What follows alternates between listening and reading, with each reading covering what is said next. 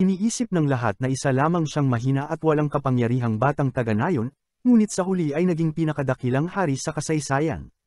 Noon pa mang matagal na panahon, may isang lalaking nagngangalang Gray na mula sa pagiging ulila ay naging mananakop ng buong mundo. Walang sino man ang nakatayo laban sa kanya, at ang mga nagtangkang labanan siya ay walang awang winasak sa mundo. Gayunpaman, kahit taglay niya ang lahat ng kapangyarihan sa mundo, nakaramdam pa rin siya ng kakulangan sa kanyang buhay dahil nag-iisa lang siya. Hanggang isang araw, bigla na lamang siyang natagpuang nalulunod sa isang kailaliman ng dagat at may tinig na nag-utos sa kanya na hanapin ang liwanag sa kanyang susunod na buhay. Napagtanto ng hari na siya ay namatay na, at sa susunod na saglit ay idinilat niya ang kanyang mga mata sa isang madilim na silid kung saan may 2 taong hindi niya kilala na nakadungaw sa kanya. Tinawag nila siyang Arthur at paulit-ulit na sinasabi sa isa't isa kung gaano kamukha ng kanilang anak ang bawat isa sa kanila, kahit na wala siyang ideya kung sino ang mga taong ito o kung nasaan siya. Napagtanto niya ngayon na siya ay muling isinilang na may buo pa ring kamalayan at alaala mula sa kanyang nakaraang buhay. Ang dakilang hari na ngayon ay isang karaniwang sanggol lamang ay labis na nahihiya sa kanyang bagong buhay bilang si Arthur. Hindi niya kontrolado ang kanyang katawan at ang pag-aasta bilang bata habang pinapalitan ng kanyang mga magulang ang kanyang lampin ay labis na nakakahiya para sa kanya. Isang araw, nakita ni Arthur ang kanyang ama na gumagamit ng mahika upang palakasin ang katawan at araruhin ang kanilang bukid gamit lamang ang isang suntok, at pagkatapos ay pagalingin ng kanyang ina ang sugat nito. Doon siya unang na-curious at napagtanto niyang hindi ito ang mundo ng daigdig dahil may mahika rito. Di naglaon, nalaman ni Arthur na ang kanyang ama ay isang adventurer na madalas lumalabas upang manghuli ng mga halimaw kasama ang kanyang mga kaibigan. Napagtanto niya na dahil pinapayagang magdala ng armas ang lahat sa mundong ito ay isang mapanganib na lugar, kaya't nagpasya siyang magpalakas agad upang maprotektahan ang sarili. Sa kasamaang palad, malayo pa ang araw na iyon dahil sa ngayon ay isa pa lamang siyang sanggol na inaantok tuwing kinakantahan ng lullaby ng kanyang ina. Gayunman, kalaunan ay nalampasan niya ang pagkadismaya niya tungkol dito at nagsimulang mag-enjoy sa mga mapayapang sandaling ito, dahil sa kanyang nakaraang buhay ay palagi siyang nasa panganib ng mga asasin na gustong patayin siya habang natutulog. Ilang buwan ang lumipas at natutong gumapang si Arthur sa loob ng bahay. Nagkukunwari siyang natutulog upang iwan siya ng kanyang ina, at palihim na pumupunta sa silid-aklatan ng kanilang bahay upang maghanap ng impormasyon tungkol sa mundong ito.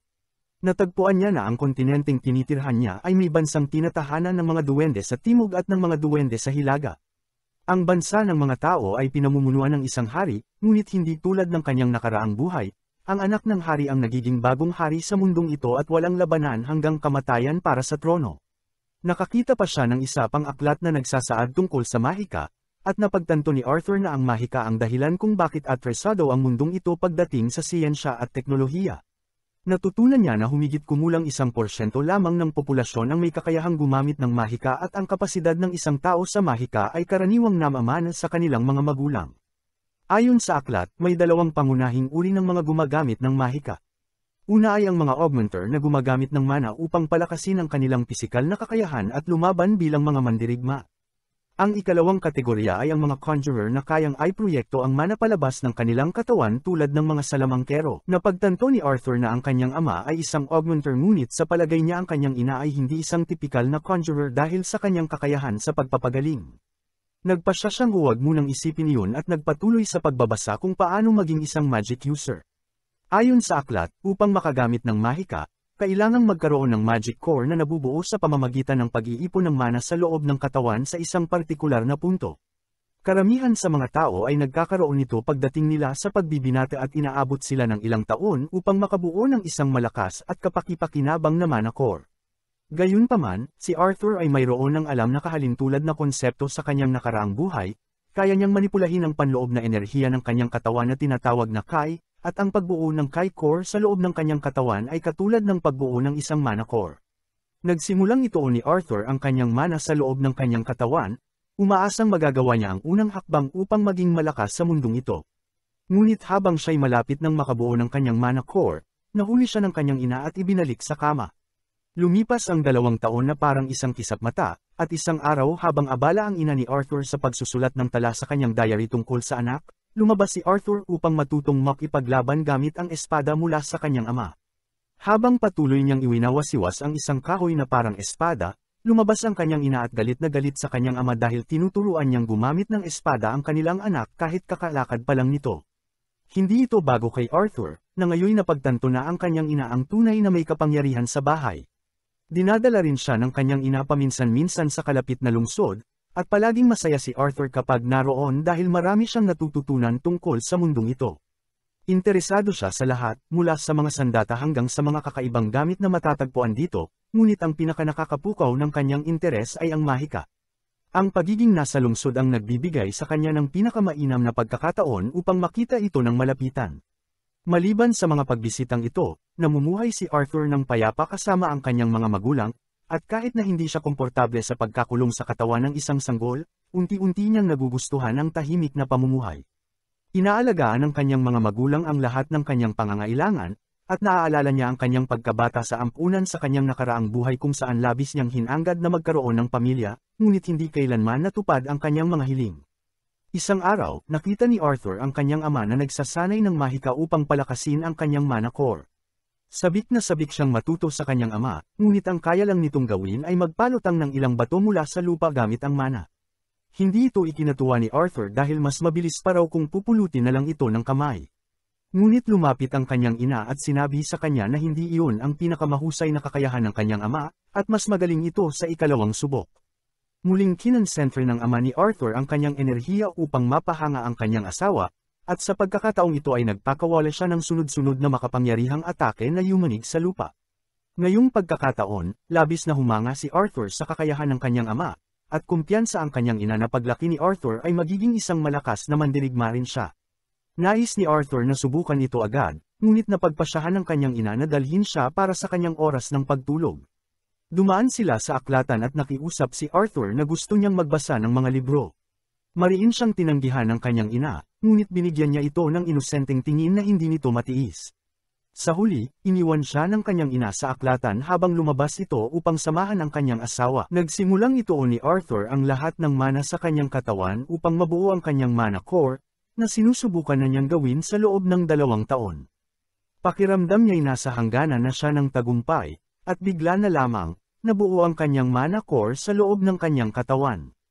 Bilang resulta, isang malakas na pagsabog ang sumabog at winasak ang kanilang bahay, nasugatan ng ama ni Arthur habang pinuprotektahan ang kanyang asawa.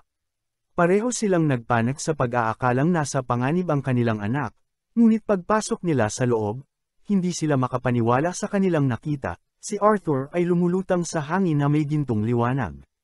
Ngumiti si Arthur nang may kumpiyansa at idineklara na kaya na niyang gumamit ng mahika. Bumaba siya at nagsimulang lumakad papalapit sa kanila nang biglang bumagsak ang mga guho mula sa bubong patungo sa kanya. Natarante siya at inakalang ito na ang katapusan ng kanyang buhay, ngunit parehong tumalon ang kanyang mga magulang upang iligtas siya mula sa pagbagsak ng mga debris. Doon lang niya naunawaan na tungkulin ng kanyang mga magulang ang iligtas siya, ngunit nang sila'y nagsimulang umiyak, nalito siya. Sa kanyang nakaraang buhay, hindi siya kailanman nakaranas ng ganitong bagay, at kahit ang mga magulang ng ibang bata ay hindi nagpakita ng emosyon maliban sa pagmamalaki o pagkadismaya. Habang iniisip niya kung ano ang bagong damdaming ito, napaiyak din si Arthur at kusang yamakap sa kanyang ina. Makalipas ang ilang taon, si Arthur ay isa ng batang lalaki na nagsisimula ng matutong makipaglaban mula sa kanyang amang si Reynold. Siya at ang kanyang ama ay magkaharap sa hardin kung saan sinusubukan ng kanyang ama na ibigay sa kanya ang paborito niyang guwantes, ngunit tinanggihan ito ni Arthur dahil alam niyang wala pa siyang sapat na lakas upang gamitin ito sa kanyang edad. Sa halip, pinulot niya ang isang kahoy na espada at ganoon din ang ginawa ng kanyang ama. Agad na umatake si Arthur, sinusubukang makapagsagawa ng 3 sunod-sunod na pag-atake, ngunit mas malakas ang kanyang ama at madaling nabablock ang lahat ng kanyang tira. Napagtanto ni Arthur na ginagamit ng kanyang ama ang mahika upang palakasin ang kanyang baston kaya't ginawa rin niya ito at pinuno ng mana ang kanyang kahoy na espada. Pagkaraan, muling umatake si Arthur at laking gulat ng kanyang ama nang mabali ang kanyang baston. Ngumiti si Arthur at sinabing mas maganda ang kahoy niya kaysa sa kanyang ama, ngunit iginiit ng ama na mas mahalaga ang stamina. Gayunpaman, napagtanto ng kanyang ama na si Arthur ay isang henyo, kaya't nagdesisyon siyang kausapin ang kanyang asawa tungkol sa pagpapadala kay Arthur sa bayan upang maturuan ng isang tunay na guro. Labis itong tinutulan ng kanyang inang si Alice dahil ayaw niyang mawalay sa kanyang mahal na anak na 4 na taong gulang pa lamang. Iginiit ni Reynold na sa edad na 4 ay mas malakas na ang kahoy ni Arthur kaysa sa kanya, kaya nararapat lamang na sanayin ito ng isang bihasang mandirigma. Ngunit bago pa sila makapagdesisyon, sumingit si Arthur at iminungkahing lahat sila ay sumama na lang, at kahit na mukhang hanggal ang ideya, agad na pumayag ang kanyang mga magulang, marahil dahil hindi pa sila apektado ng krisis sa pabahay sa mundo nila. Makalipas ang ilang araw, dumating ang mga dating kasama nina Alice at Reynold upang sumama sa kanilang paglalakbay, at ipinakilala ni Arthur ang kanyang sarili sa kanila. Binubuo ang lumang grupo ng kanyang mga magulang nina Adam ang leader, Angela ang babaeng malaki ang future, Gerd ang Jonella, Helen ang tirador, at Jasmine ang tila emo na misteryosang babae at mukhang may crush kay Arthur. Di nagtagal ay nagsimula na silang maglakbay at nalaman ni Arthur na napakaprimibo pa rin ang transportasyon sa mundong ito kumpara sa dati niyang mundo kung saan may Kiev reporting sila. Pagkaraan ng ilang sandali, nagpahinga sila upang kumain ngunit hindi ito naging maayos dahil biglang lumitaw ang mga halimaw na lobo mula sa kagubatan dahil sa amoy ng pagkain. Agad na tumalon si Jasmine sa labanan gamit ang dalawang patalim at pinatay ang mga lobo na hamarang sa kanya, habang sina Reynold, Adam, at Helen ay pumapatay rin gamit ang kani-kanilang sandata. Samantala, ginamit ni Nader at Angela ang kanilang mahika upang durugan ang mga natitirang halimaw. Nang gabing iyon, nagdiwang sila habang kumakain ng karne ng mga halimaw, ngunit napansin ni Alice na may sugat pa rin sa braso si Reynold kaya't pinagaling niya ito. Agad na tumayo ang lahat ng miyembro ng grupo at bumuo ng protektibong bilog sa paligid nila, na ikinagulat ni Arthur. Kalaunan, ipinaliwanag sa kanya na si Alice ay isang napakabihirang uri ng manggagamot na may kakayahang magpagaling gamit ang mahika. Dahil sa pambihirang kakayahan nito, palaging nanganganib na maaga siya, kaya't isa ito sa mga dahilan kung bakit sila lumipat sa probinsya upang manatiling hindi pansinin. Sa kabutihang palad, gumana ang mahika ni Alice ng maayos. Matapos noon, nagpasya si Adam na kailangan niya ng ehersisyo at inimbitahan si Arthur na makipagsanayan. Sumang-ayon si Arthur habang binalutan ni Adam ng tela ang matulis na dulo ng kanyang sibat upang hindi masaktan si Arthur. Naghanda silang dalawa para sa labanan at pinuno ng mana ang kanilang mga sandata. Sa gulat ni Adam, si Arthur ang unang umatake, gamit ang mahika upang palakasin ang kanyang bilis. Gumalaw siya na parang kidlat patungo kay Adam bago biglang nawala at muling lumitaw sa likod nito, dahilan upang mabigla si Adam. Sa kasamaang palad, nadulas si Arthur, dahilan upang makabawi si Adam at nauwi sila sa matinding sagupaan. Nabigla ang lahat sa bilis ni Arthur ngunit sa huling sandali ay inihagis siya pataas dahil magaan ang kanyang katawan at kinailangan siyang saluhin ni Angela gamit ang kanyang wind magic. Maingat siyang lamandeng sa lupa habang sinermonan si Adam ng grupo dahil sobra ang kanyang atake sa isang batang gaya ni Arthur. Pilit namang ipinagtanggol ni Adam ang sarili, sinasabing masyadong malakas ang bata, pero wala ni isa ang nakinig sa kanya. Samantala, mukhang interesado si Jasmine sa kakayahan ni Arthur at nagsimulang magtanong sa kanya tungkol sa mga teknik na ginagamit niya. Lumipas ng mabilis ang mga sumunod na araw habang si Arthur ay nagsasanay, kumakain, natutulog, at muling nagsasanay kasama halos lahat ng miyembro ng grupo, natututo ng lance techniques mula kay Adam, push-ups mula kay Reynold, archery mula kay Helen, at tumakbo ng parang si Usain Bolt mula kay Jasmine na tila nagkakagusto na kay Arthur. Sinubukan niya itong akitin sa isang maliit na party sa pamamagitan ng pagbibigay ng maliit na espada na may baby oil, ngunit ayaw ng ina ni Arthur na mapahamak siya kaya tinawag siya nito palayo. Di nagtagal ay nagpatuloy sila sa kanilang paglalakbay sakay ng karwahe nang bigla silang mapilitang huminto sa ilalim ng misteryosong pangyayari. Biglang lumipad ang mga palaso patungo sa kanila at agad na napagtanto ni Arthur na sila ay inaatake ng mga tulisan. Si Nader at Adam ay agad na tumalon sa harap ng karwahe habang si Angela ay gumamit ng kanyang wind magic upang itaboy ang mga palaso. Sumilip si Arthur sa labas at nalaman niyang napalibutan sila ng mga tulisan. Inutusan ng pangit na pinuno ng mga tulisan ang kanyang mga tauhan na huwag saktan sina Alice at Arthur at patayin ang iba dahil pwede silang ibenta sa mataas na halaga. Sumigaw ang mga tulisan bilang pagsang-ayon at sumabak sa labanan, ngunit nagsimulang mapatamba isa-isa ni Reynold at ng kanyang grupo. Alam ni Arthur na mas malakas ang kanyang grupo kung individual ang labanan, ngunit lumilitaw ang problema nang sinubukan ng mga tulisan na daijin sila sa dami. Nagsimulang mapagod ang mga miyembro ng grupo sa walang humpay na laban habang ang pinuno ng tulisan ay sumugod kay Reynold at itinulak siya sa karwaheng kinaluluguran ni Arthur. Nasira ang karwahe habang mabilis na tinangkang tulungan ni Ali si Reynold, ngunit sinabi nitong huwag siyang gumamit ng magic dahil lalo lang lalala ang sitwasyon. Tumayo siya at sinabing dalhin ni Arthur ang kanyang ina sa ligtas na lugar habang siya ang haharap sa pinuno ng tulisan. Gustong lumaban ni Arthur at iginiit na kaya niyang labanan ang mga tulisan, ngunit sinigawan siya ng kanyang ama na gamitin ang lakas para protektahan ang kanyang ina dahil may dinadala itong sanggol. Naisip ni Arthur kung kailan nagkaroon ng oras ang kanyang mga magulang na gawin iyon, ngunit tumakbo pa rin siya kasama si Alice. Tinangkang habulin sila ng pinuno ng tulisan pero muling umatake si Reynolds kaya napilitan nitong ipagtanggol ang sarili. Patuloy na tumakbo si Arthur ngunit hinarang siya ng maraming kalaban. Buti na lang ay mga bihasa ang kanyang mga kasama at isa-isang pinatumba ang mga tulisan sa kanyang daraanan. Nagpasalamat si Arthur at tumakbo ulit ng buong bilis nang bigla silang tambangan ng isang mangkukulam na umatake gamit ang wind magic. Itinulak ni Arthur ang kanyang ina sa ligtas na lugar at siya ang tinamaan ng malakas na atake, dahilan para siya'y mapalipad sa ere at mahulog sa bangin. Nagpasya siyang hindi mamamatay ng mag-isa at inihagis ang kanyang kutsilyong may tali sa kanyang kalaban, dahilan para mahulog din ito. Agad na sinubukang gamitin ni Nader at Angela ang kanilang magic para iligtas si Arthur habang umiiyak si Alice at tinatawag ang pangalan niya. Sa mga sandaling iyon, ramdam ni Arthur ang kapayapaan na parang may natupad siya. Naisip niya, ganito ba ang pakiramdam ng kaligayahan? Nang biglang pamatak ang kanyang luha matapos niyang mapagtantong magiging kuya na sana siya, ngunit ngayon, nawala na ang buhay na iyon sa kanya. Nakakagulat na nakaligtas si Arthur sa pagkahulog at nagising na nasa harapan ng isang napakalaki at nakakatakot na halimaw. Dahil dito, labis siyang natakot. Ang itsura ng halimaw ay nag-iwan kay Arthur ng matinding takot na hindi siya makapagsalita. Pinaghihinalaan ni Arthur na nilinlang siya ng halimaw papunta roon kaya sinubukan niya itong saktan, ngunit itinulak lang siya nito gamit ang isang pitik ng daliri. Tiniyak nito sa kanya na hindi siya kalaban, at tumayo ito upang kumuha ng mahiwagang prutas mula sa isang kakaibang halamang siya mismo ang nagtanim upang pakainin si Arthur. Iniisip niyang kailangan nito ng pagkain at nutrisyon para gumaling ang mga sugat. Hindi makapaniwala si Arthur na ang nakakatakot na halimaw ay umaakto bilang mapagkalingang ina sa kanya. Duda siya sa mga intensyon nito. Ngunit habang patuloy na sumasakit ang kanyang mga sugat at hindi siya makagalaw, nagsimula siyang umiyak ng hindi mapigilan. Nangako ang babaeng halimaw kay Arthur na sasagutin niya lahat ng tanong nito.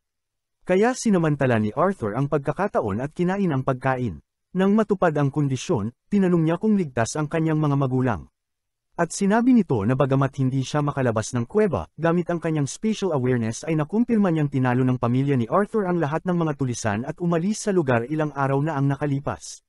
Labis ang ginhawang naramdaman ni Arthur nang marinig na ligtas ang kanyang ina, ama, at ang kanyang kapatid na isisilang pa lamang, at nagpasalamat siya sa halimaw sa pagliligtas ng kanyang buhay.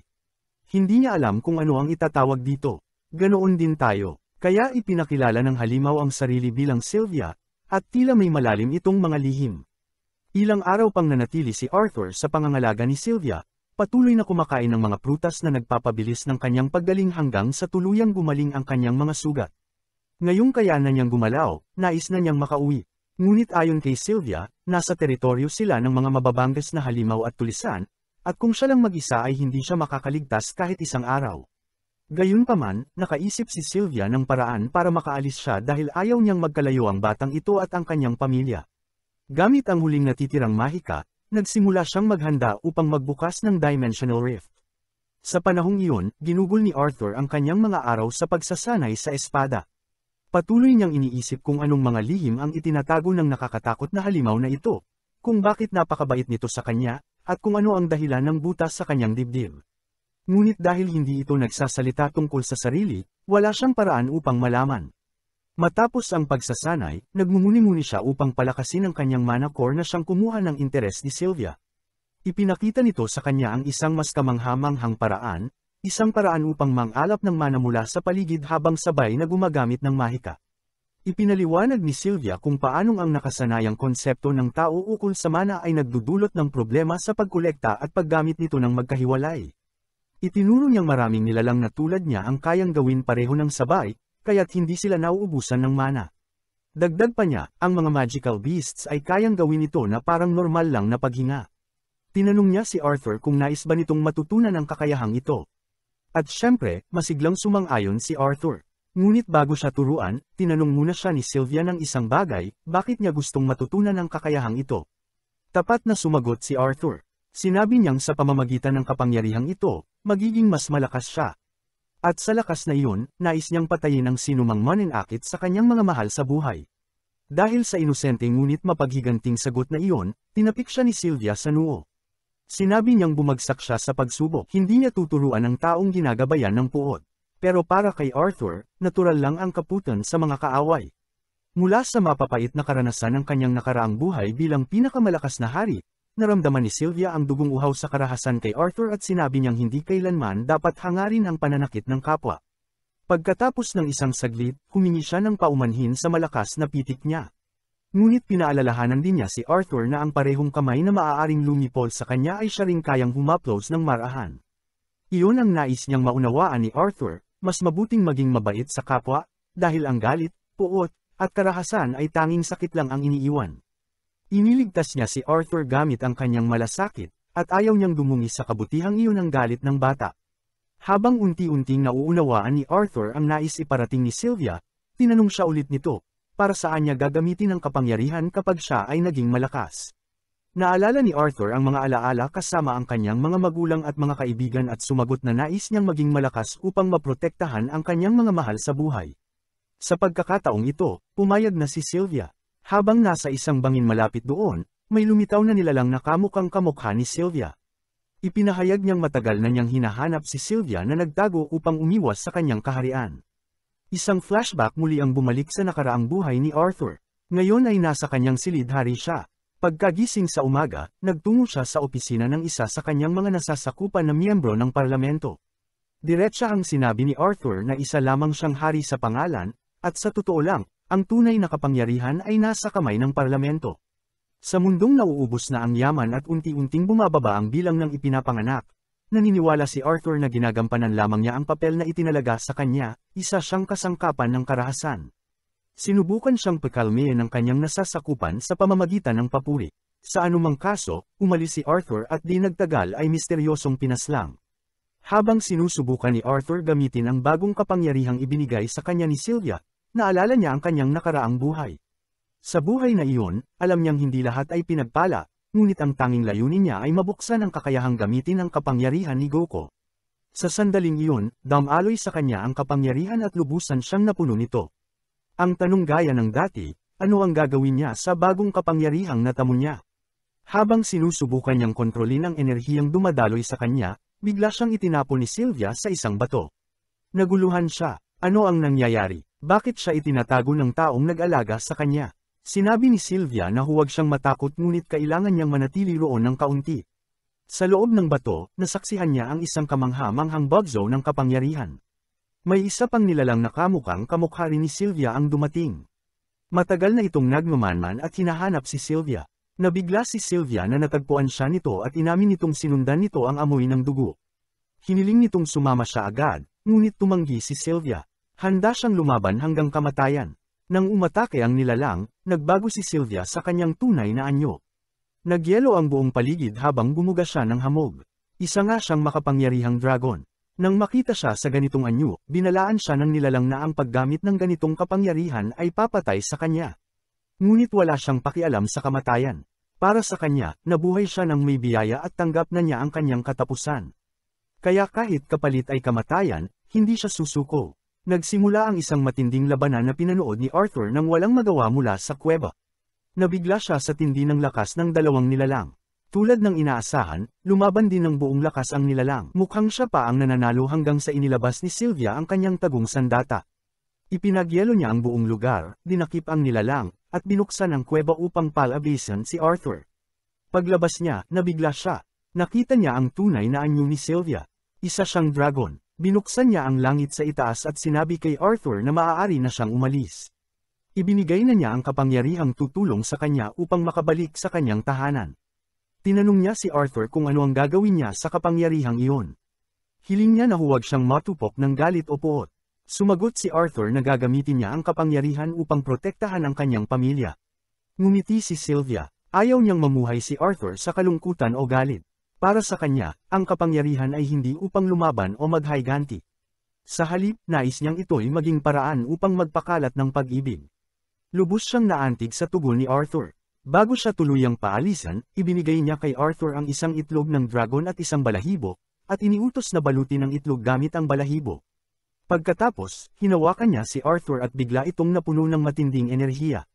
Isang nagniningning na linya, tulad ng tattoo, ang lumitaw mula sa kanyang mga daliri pababa sa kanyang braso, napunit ang kanyang pangitaas, lumantad ang marka.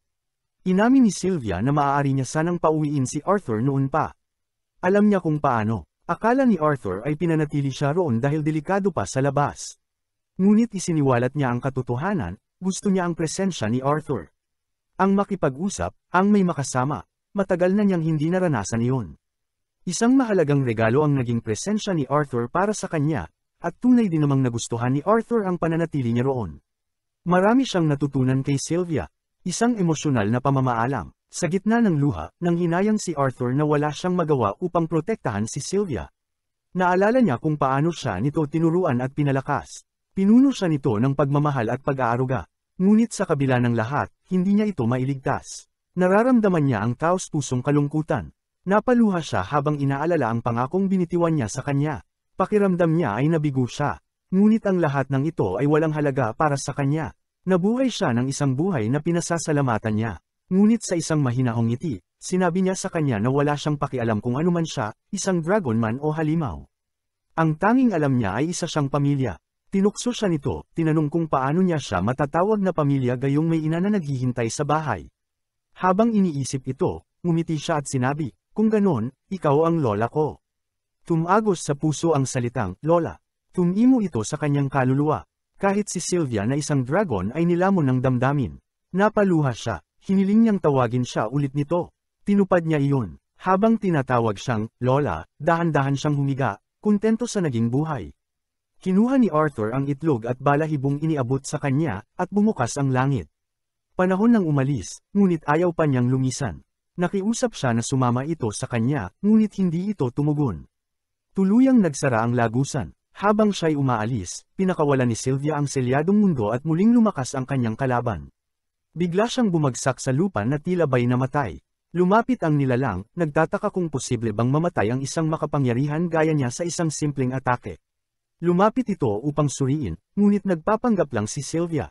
Nang mapalapit na ito, iminulat niya ang kanyang mga mata at nagpakawalan ng isang napakalakas na pagsabog ng mana na hindi kayang tiisin ng sinuman.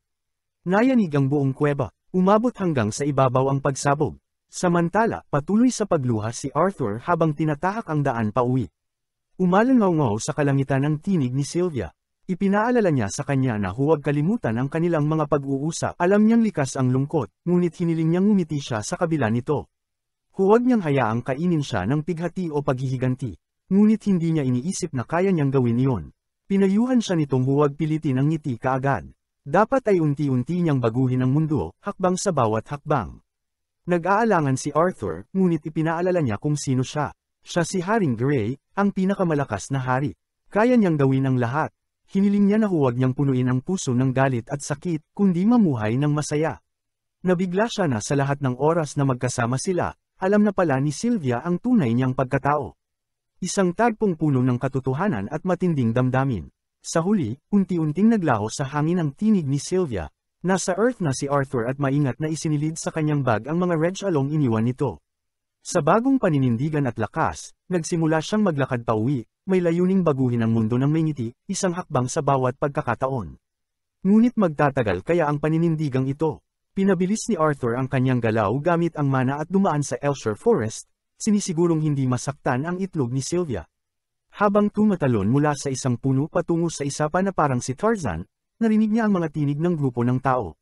Lumapit siya sa kanila sa pag-asang dadalhin siya ng grupo sa lungsod kung nasaan ang kanyang pamilya. Ngunit pagkatalon niya sa puno sa itaas nila, napagtanto niyang 4 na tulisan pala ang mga ito na dumukot sa isang babaeng elf upang ibenta bilang alipin. Kamakailan lamang ay hinarap na ni Arthur ang isang grupong tulad nila na nagtangkang hulihin siya at ang kanyang ina upang ibenta. Ipinagpalagay niyang kaugnay rin ang mga ito, kaya hinanggad niyang maghayganti. Samantala, itinulak ng mga mangangalakal ng alipin ang babaeng elf sa karwahe at naghanda ng lisanin ang gubat. Sa pagkakita sa lahat ng ito, napuno ng galit si Arthur. Ngunit inalala niya ang payo ni Sylvia, kaya pinakalma niya ang sarili at sinundan ang karwahe hanggang sa gabi kung kailan nagtayo ng kampo ang mga tulisan. May opsyon si Arthur na maging ligtas sa pamamagitan ng patuloy na pagsunod sa kanila hanggang sa bayan habang nananatiling nakatago. Ngunit kung gagawin niya ito, kailangan niyang talikuran ang pagligtas sa babaeng elf. Kaya naghintay siya hanggang hating gabi bago kumilos. Gumagamit ng mga sungay na lobo ang mga tulisan para hilahin ang kanilang karwahe, at nakaisip si Arthur ng plano upang guluhin sila. Binato niya ng bato ang mga lobo na naging sanhi ng malalakas na alulong. Sinubukang pakalmayin ng isa sa mga tulisan ng mga lobo, takot na baka may mga mapanganib na nilalang na maakit, at sinimulang saktan ang isa sa mga ito. Sinamantala ni Arthur ang pagkakataon para lapitan ito mula sa likod, pinatibay ang kanyang kanang kamay gamit ang mana upang maging matalim at pinatulog ang lalaki. Kinuha niya ang kutsilyo nito at walang awa niyang pinaslang ang pangalawang mangangalakal. Naramdaman ng pangatlong tulisan ang kakaiba, ngunit bago ito makakilos, tinaga ni Arthur ang kanyang binti.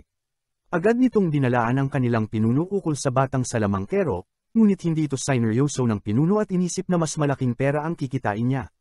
Kumbinsido siyang mahuhuli niya si Arthur ng buhay, ibinaba niya ang kanyang espada upang hindi masira ang produkto, at pinatibay ang kanyang mga kamay gamit ang mana bago sumugod kay Arthur ng walang sandata. Umiwas si Arthur sa unang suntok at tinangkang agawin ang armas gamit ang trick ng sinulid na ginamit niya sa nakaraang laban. Ngunit mas bihasa sa pakikipaglaban ang pinuno ng tulisan at naunawaan agad ang taktika ni Arthur, kaya sinipa siya palayo. Pagkatapos ay binuhat siya nito sa binti na tila wala lang, at idineklara na iyon na ang kanyang katapusan. Ngunit para kay Arthur, iyon pa lang ang simula. Sinunog niya ang kaliwang binti ng pinuno gamit ang biglaang apoy, at dahil sa tindi ng galit nito, gusto na niya ngayong patayin si Arthur, sinabing ibebenta na lang niya ang bangkay ng batang bastos sa mga kakaibang collector. Habang abala ang pinuno ng mga tulisan sa kanyang chismis, ginamit ni Arthur ang kanyang teknik sa sinulid upang ihagis ang kanyang kutsilyo at tinamaan ito sa noo ng pinuno. Agad siyang napatay. Buhay pa ang ikatlong tulisan at nakiusap kay Arthur na patawarin siya, nangangakong magbabayad sa kanyang mga kasalanan. Ngunit alam ni Arthur na pawang kasinungalingan lamang ang lahat ng iyon. Bukod pa rito, hindi siya maaaring mag-iwan ng mga saksi sa kanyang mga ginawa kaya tinapos niya rin ito. Pumasok siya sa karwahe, tinanggal ang piring ng takot na babaeng elf, at sinabing ligtas na siya at makakauwi na. Hindi niya maintindihan ang nangyayari at nag-aalala nang mapansin niyang may mga sugat si Arthur sa katawan. Napagtanto ni Arthur na hindi sanay ang mga bata sa karahasan kaya agad niyang tinakpan ang mga bangkay ng mga tulisan bago ito makita ng elf. Nagsinungaling siya at sinabing namatay ang mga masasamang tao sa isang aksidente, at dahil bata pa ito, naniwala agad. Kinuha ni Arthur ang ilang gamit na maaaring makatulong sa kanyang paglalakbay at aalis na sana, ngunit pinigilan siya ng elf at nakiusap na huwag siyang iwan sa mapanganib na gubat. Ikinwento ng bata na minsan sinabi ng kanyang mga magulang na may mga multo sa puno na kumakain ng mga bata, pero alam niyang panakot lang iyon. Napagtanto ni Arthur na wala siyang ibang magagawa kundi dalhin ang elf pauwi. Ginamit ng bata ang kanyang pakiramdam sa direksyon at sinabing nasa timog ang kanilang tahanan, kabaligtaran ng direksyon ng mga magulang ni Arthur. Tinanong siya ni Arthur kung paano siya nadukot at sinabi niyang habang humahabol siya sa mga paro-paro, naligaw siya sa gubat. Hindi na nagulat si Arthur, inaasahan na niyang ganoon kababaw ang dahilan. Naalala niya ang panahong ikinulong rin siya noong kaedad niya ito. Ayaw niyang maranasan ito ng bata kaya't pumayag siyang ihatid ito pauwi. Ayaw naman ng elf na gamitin ang mga may sungay na lobo sa kanilang paglalakbay, dahil ayon sa kanya mamamatay ang mga ito kung malalayo sa kanilang natural na tirahan. Matapang niyang pinalaya ang mga ito at tahimik silang bumalik sa gubat. Masaya si Arthur na nailigtas ang isang mabait na bata at mas determinado siyang ihatid ito ng ligtas. Kinaumagahan, nagsimula na silang maglakad pauwi. Sa wakas, tinanong ni Arthur ang pangalan ng elf. Ipinakilala niya ang sarili bilang Tessia.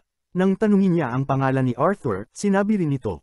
Habang naglalakad, inisip niyang baka nagugutom na ito kaya't binigyan niya ng mangkok, pinaupo, at pinakain. Kahit hindi gutom, sabi niya mas mabuting kumain para sa katawan, mahaba pa ang lalakarin nila. Naalala niya si Sylvia na minsang nagsabi rin nito sa kanya, kumain kahit hindi gutom dahil kailangan mo ng lakas. Napansin niyang nagsasalita na siyang parang si Sylvia at napangiti. Natural lang siguro, dahil kapag matagal mong kasama ang isang tao, nakukuha mo ang kanilang gawi. Pagkatapos pakainin si Tessia, nagreklamo ito na may kakaibang amoy ang pagkain. Niligtas ka na nga at binigyan ng pagkain, tapos magrereklamo pa, karaniwang ugali ng bata. Sinabi niyang magdadagdag na lang siya ng dahon pero hindi pa rin ito nagustuhan. Napagtanto niyang hindi niya talaga naranasan ang tunay na pagkabata. Para sa kanya, ang pagkain ay para sa kalusugan, hindi sa panlasa.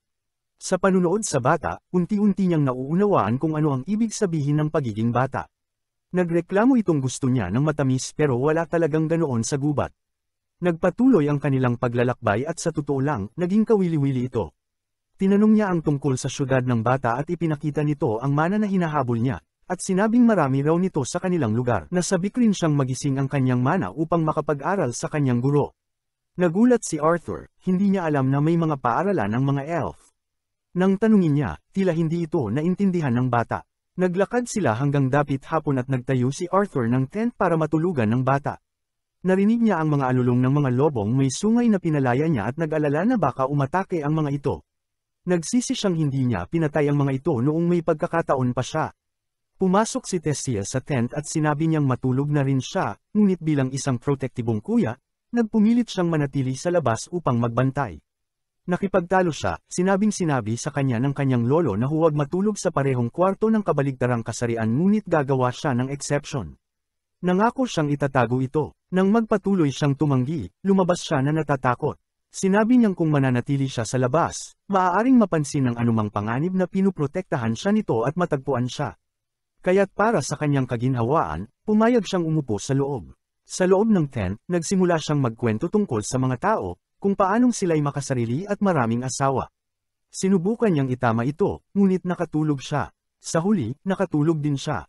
Kinabukasan, nagpatuloy ang kanilang paglalakbay. Mula sa pagtalon sa mga bundok hanggang sa paglakad sa tubig, pinapatunayan niyang isang matibay na kuya.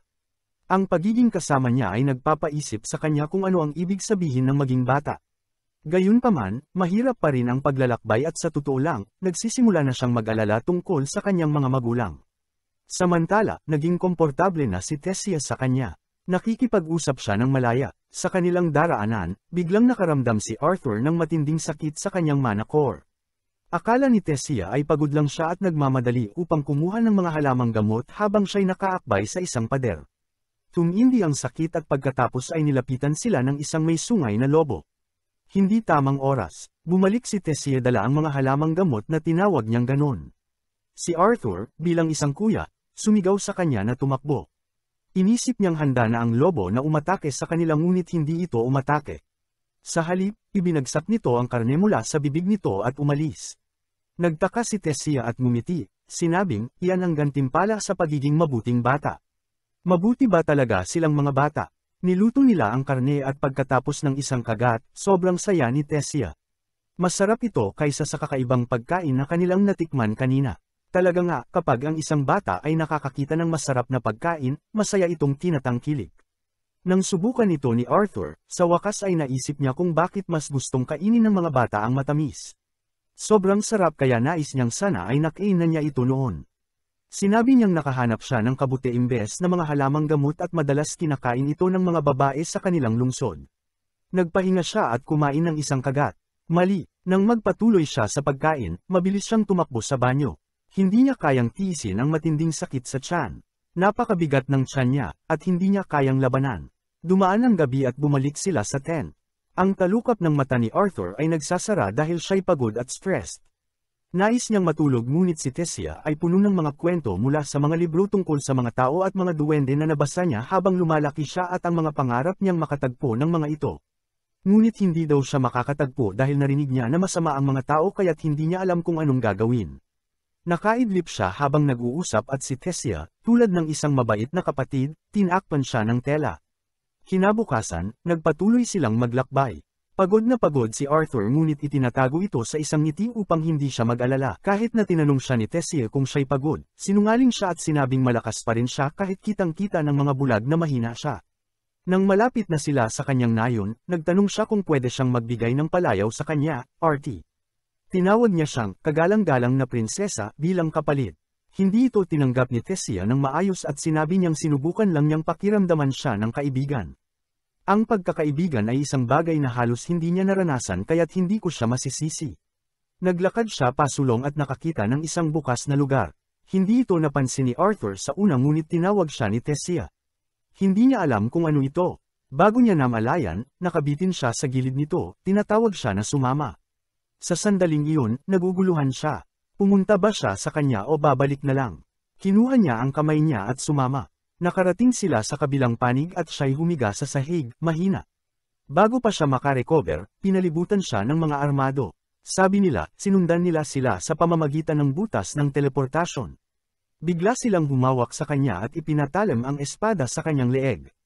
Sumigaw siya para kay Tessia, ngunit nakita niya siyang nakatayo lang at walang ekspresyon. Sinabi ng mga gwardya kay Arthur na ipaliwanag kung sino ang nagpayag sa isang tao na tulad niya na makapasok sa kanilang banal na lupain.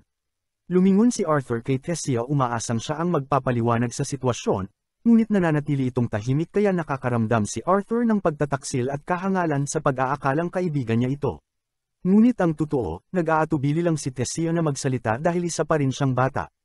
At nang inanunsyo ng mga gwardya na papatayin nila si Arthur, saka lang siya kumilos, ipinagtanggol si Arthur at sinabing iniligtas siya nito.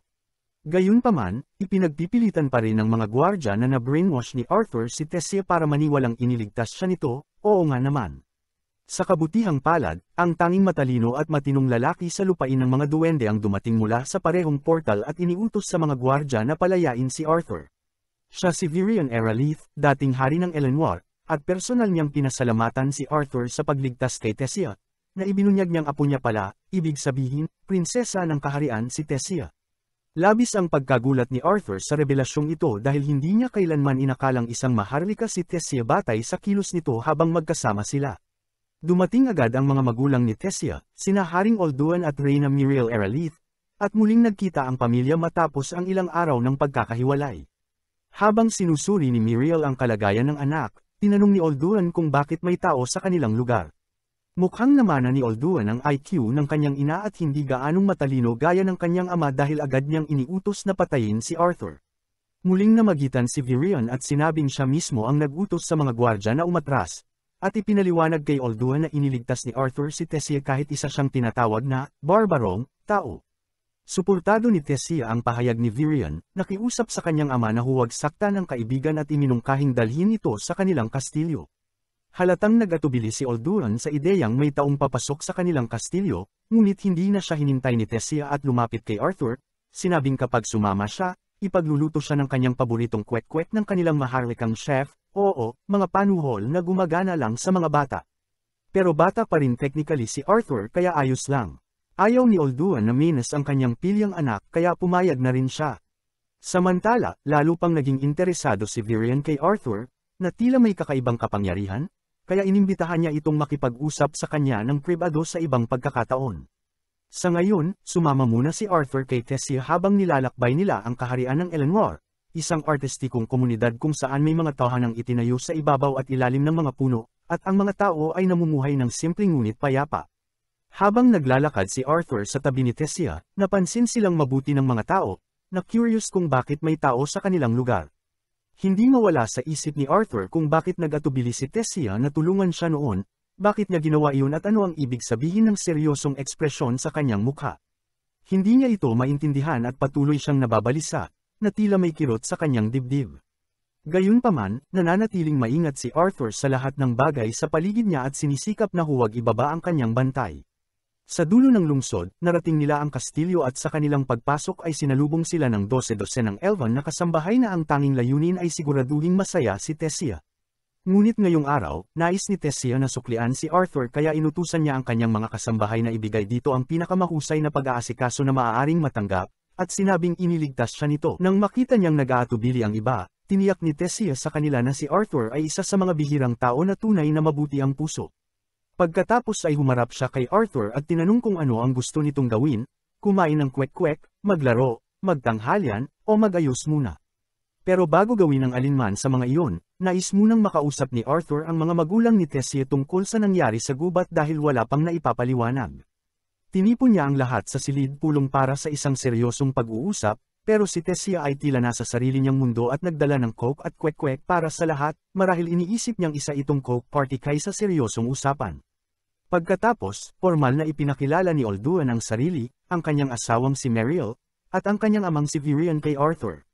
Ipinakilala rin ni Arthur ang sarili bilang isang karaniwang batang isinilang sa isang liblib na baryo sa kaharian ng Sapin.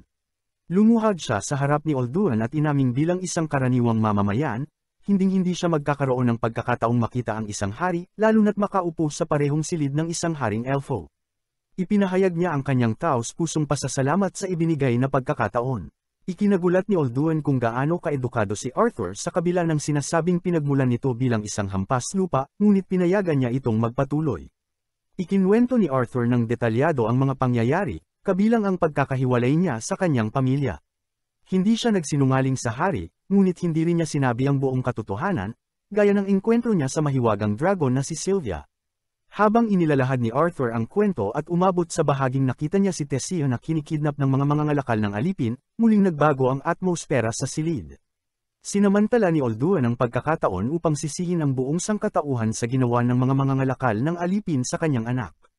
Sa kabilang banda, tinanong ni Virion ang totoong tanong, paano nagawang iligtas ng isang 5 taong gulang na bata si Tessia mula sa 3 ganap na lalaki?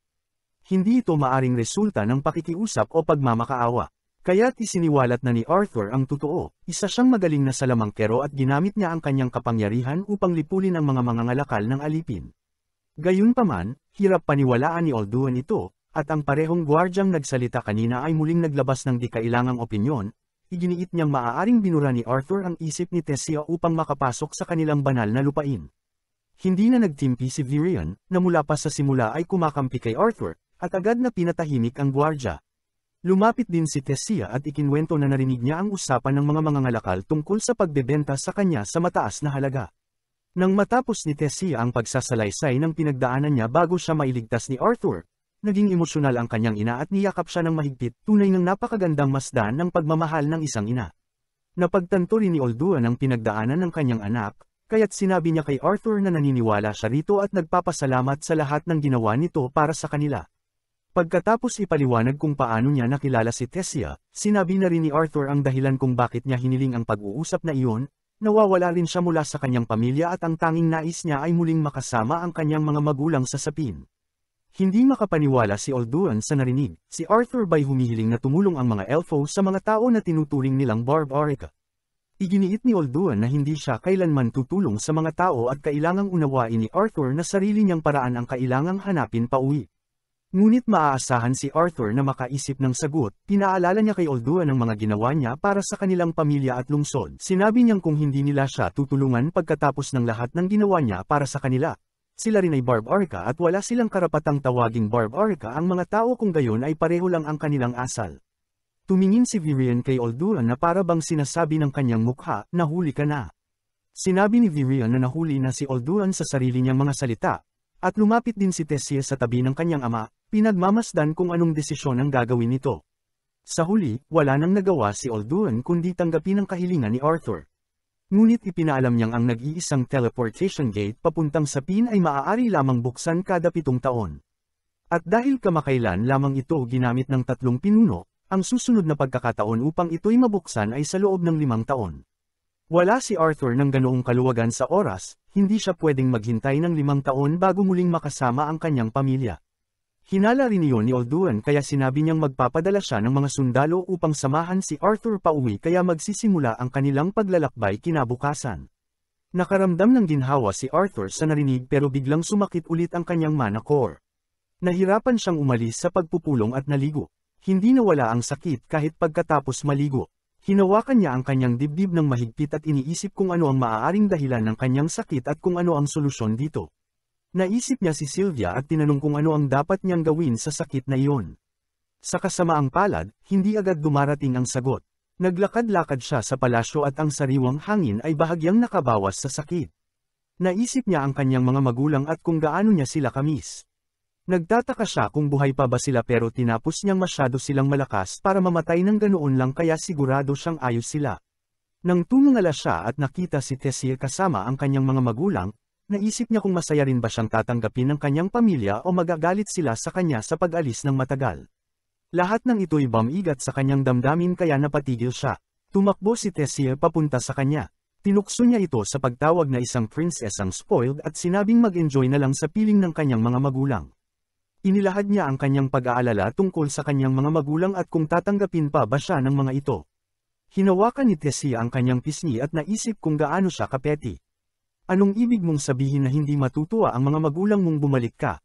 Tanong niya, laging nag-aalala ang mga magulang sa kanilang anak at sigurado siyang nag-aalala rin ngayon ang mga magulang ni Arthur sa kanya. Habang yakap siya ni Tessia, bumagsak sa kanila ang mga makinang na bellflower. Tiningnan niya ito at sinabi kung ano ang mga ito. Sa pagkakita niya sa ekspresyon ni Tessia, naalala niya noong pumasok siya sa lungsod at inakala niyang pagtataksilan siya ni Tessia dahil sa ganoong tingin. Pero masaya siyang hindi siya ginantihan ng masama. Gayunpaman, parang pamilyar sa kanya ang mga bulaklak na iyon. Bumalik siya sa kanyang iniisip, nagtatanong kung ano ang kanyang nakikita. Ang inaakalang bulaklak ni Tessia ay hindi bulaklak sa kanyang paningin kundi isang sandata. Nakita na niya ito noon habang siya'y lumalaban. Humingi siya ng tawad kay Tessia at nagtaka ito kung bakit.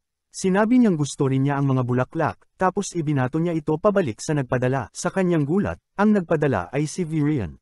Tinanong niya kung bakit inaatake ni Virion ang sarili nitong apo. Ngunit ngumiti si Virion at sinabing sino bang aatakihin ng ganoong bagay. Lumapit si Tessia kay Virion at nakiusap na huwag niyang guluhin si Arthur. Sinabi niyang mabuting tao si Arthur at hindi katulad ng ibang tao. Nakiusap siyang tigilan na si Arthur. Hindi ito tinuring ni Virion na pananakot. Sinabi niya ngayon lang siya nakakita ng isang taong kawili-wili at hindi niya ito basta bibitawan. Ginamit niya ang mahika upang paupuin si Tessia at kumuha ng patpat para makipagdulo kay Arthur. Sino ang mananalo sa laban?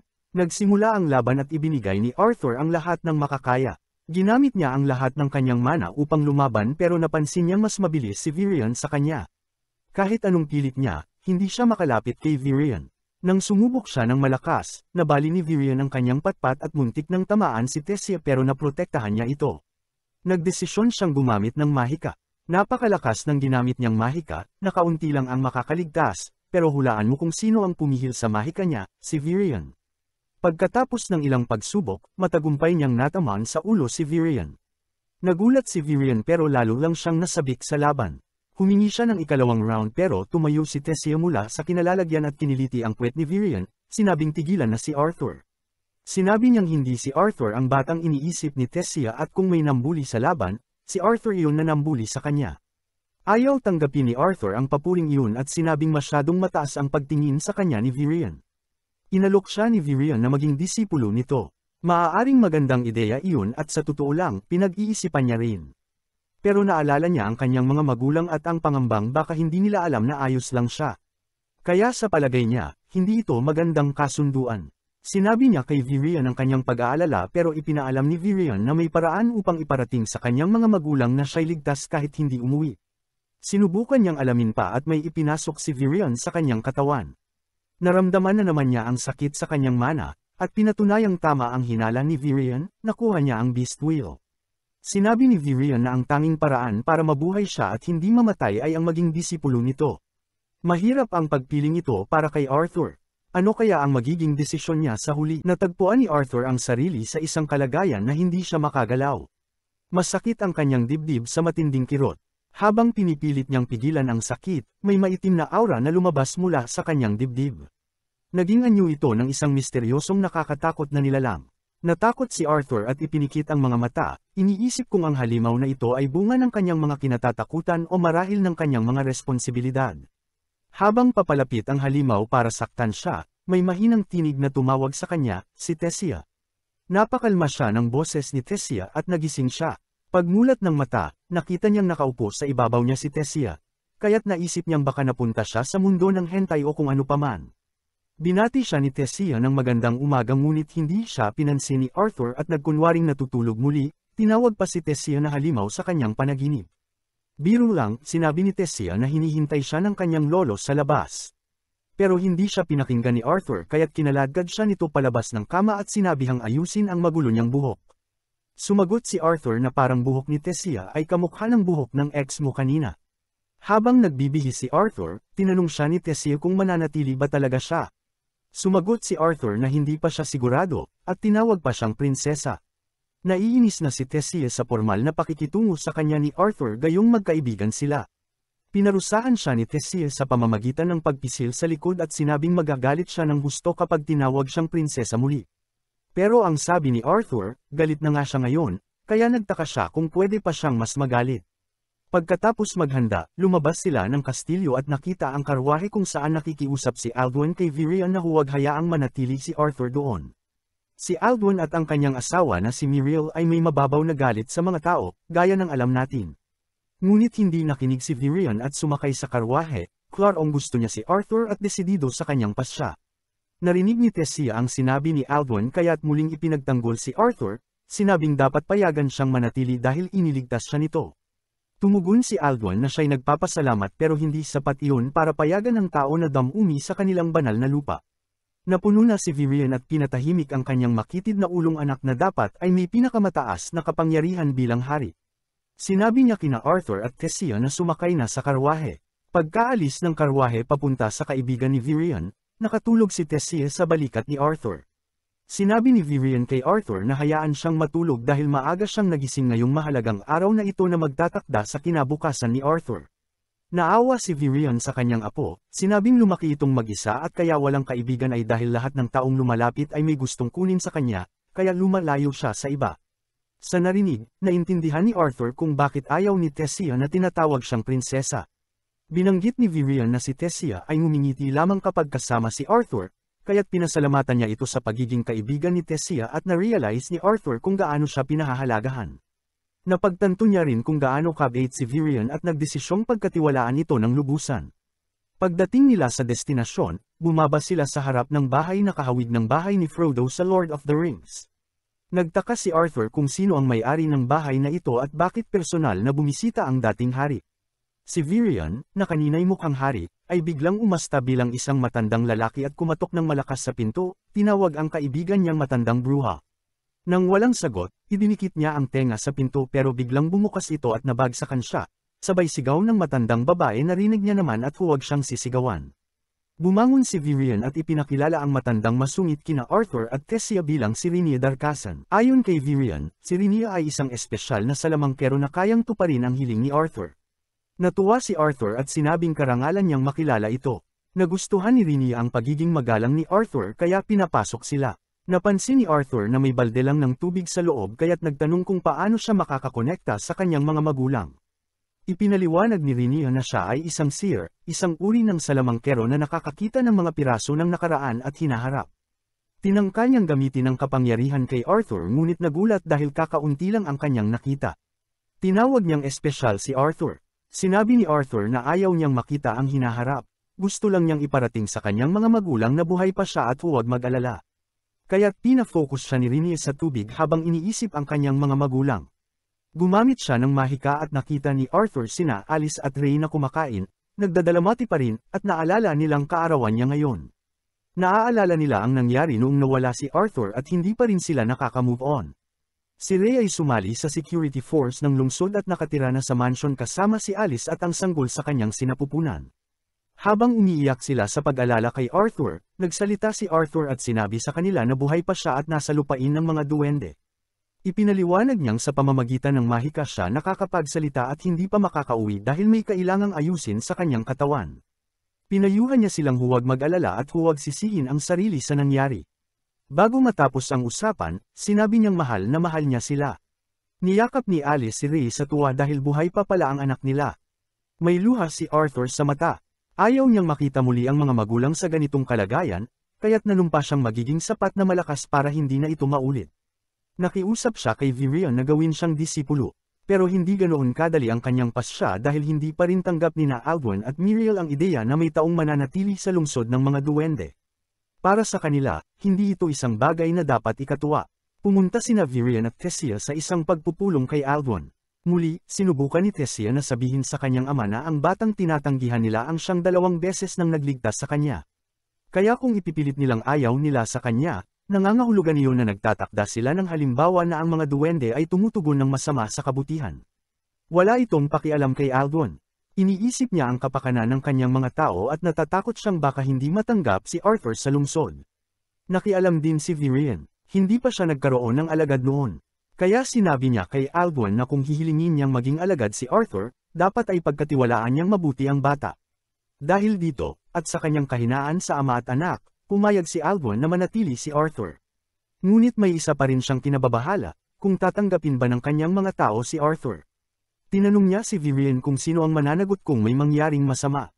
Ni hindi nag-alinlangan si Virion at pumayag na siya ang managot. Lumabas sina Alduin at Miriel upang salubungin si Arthur. Humarap si Alduin kay Arthur at inamin na naging masungit siya noong una nang dalhin si Arthur sa lungsod. At hindi yun kasalanan ni Arthur kundi dahil sa tingin ng mga tao sa mga tao. Kita ni Arthur ang malinaw na pagbabago sa pag-uugali. Ang parehong Alduin na dating tutol sa kanyang presensya ay masaya na ngayong tinatanggap siya. Tunay ng mahal ni Alduin ang kanyang pamilya at gagawin ang lahat para mapasaya sila. Kinamayan ni Alduin si Arthur bilang pagtanggap. Pero may mas magandang ideya si Tessia. Hinamon niya ang kanyang ama, sinabing kung talagang masaya siya sa presensya ni Arthur, dapat ay payagan siyang samahan si Arthur sa lungsod at ipakita ito sa kanya. Wala nang mawawala kay Alduin, lalo na't kumalat na ang balitang mananatili si Arthur sa lungsod, kaya pinayagan niya sila. Masayang hinayla ni Tessia si Arthur papunta sa lungsod. Ipinakita niya ang mga kawili-wiling tao roon. Unang beses iyon ni Arthur sa lungsod ng mga duwende at humanga siya sa itsura ng mga ito. Ikinwento ni Tessia ang tungkol sa isang malaking tindahan ng merienda at prutas at hinayla siya upang maunahan ang karamihan. Habang sinusundan niya si Tessia, isang batang duwende ang sinadyang bumangga sa kanya. Dahil magalang ang ating pangunahing tauhan, hindi siya nagreklamo at sa halip ay humingi pa ng paumanhin at nagpaalam. Pero tiningnan siya ng bata ng may paghamak. Sinabi nitong, nakontamina, siya ni Arthur dahil sa pagiging tao nito. Idinugtong pa niyang kahit gusto ni Virion si Arthur sa lungsod, hinding-hindi siya tatanggapin dahil isa siyang tao. Karaniwan, hindi magpapakita ng kalokohan si Arthur sa ganitong sitwasyon, pero natutunan na niya kung paano magpakabata mula kay Tessia at pagkakataon nito para ipakita iyon. Tiningnan ng bata si Tessia at sinabing kung sasamahan niya si Arthur ay masisira lang ang magandang reputasyon niya. Nagpakilala siya bilang si Fairith Ivesar, isang maharlika, at nag-alok na ihatid si Tessia pauwi. Kaagad siyang pinagsabihan ni Tessia na mali ang kanyang asal, ngunit hindi alam ni Tessia na may mas magandang plano si Arthur. Sinasadyang yumuko si Arthur nang may sarkasmo kay Fairith at sinira ang pangalan nito sa pagtawag sa kanya ng Ivisor, imbes na Ivesar na tila isang panlalait. Naunawaan ni Tessia ang ginawa ni Arthur at natawa, pero nakuha rin ni Fairith ang biro. Ayaw niyang mapahiya bilang isang maharlika, kaya agad niyang hinamon si Arthur sa isang tunggalian. Ang paghamon ng tunggalian sa lungsod ay hindi karaniwan. Lahat ng matatanda ay huminto para manood. Kapag tumanggi si Arthur sa tunggalian, ibig sabihin ay natalo na siya at mapapahiya sina Virion at ang maharlikang pamilya.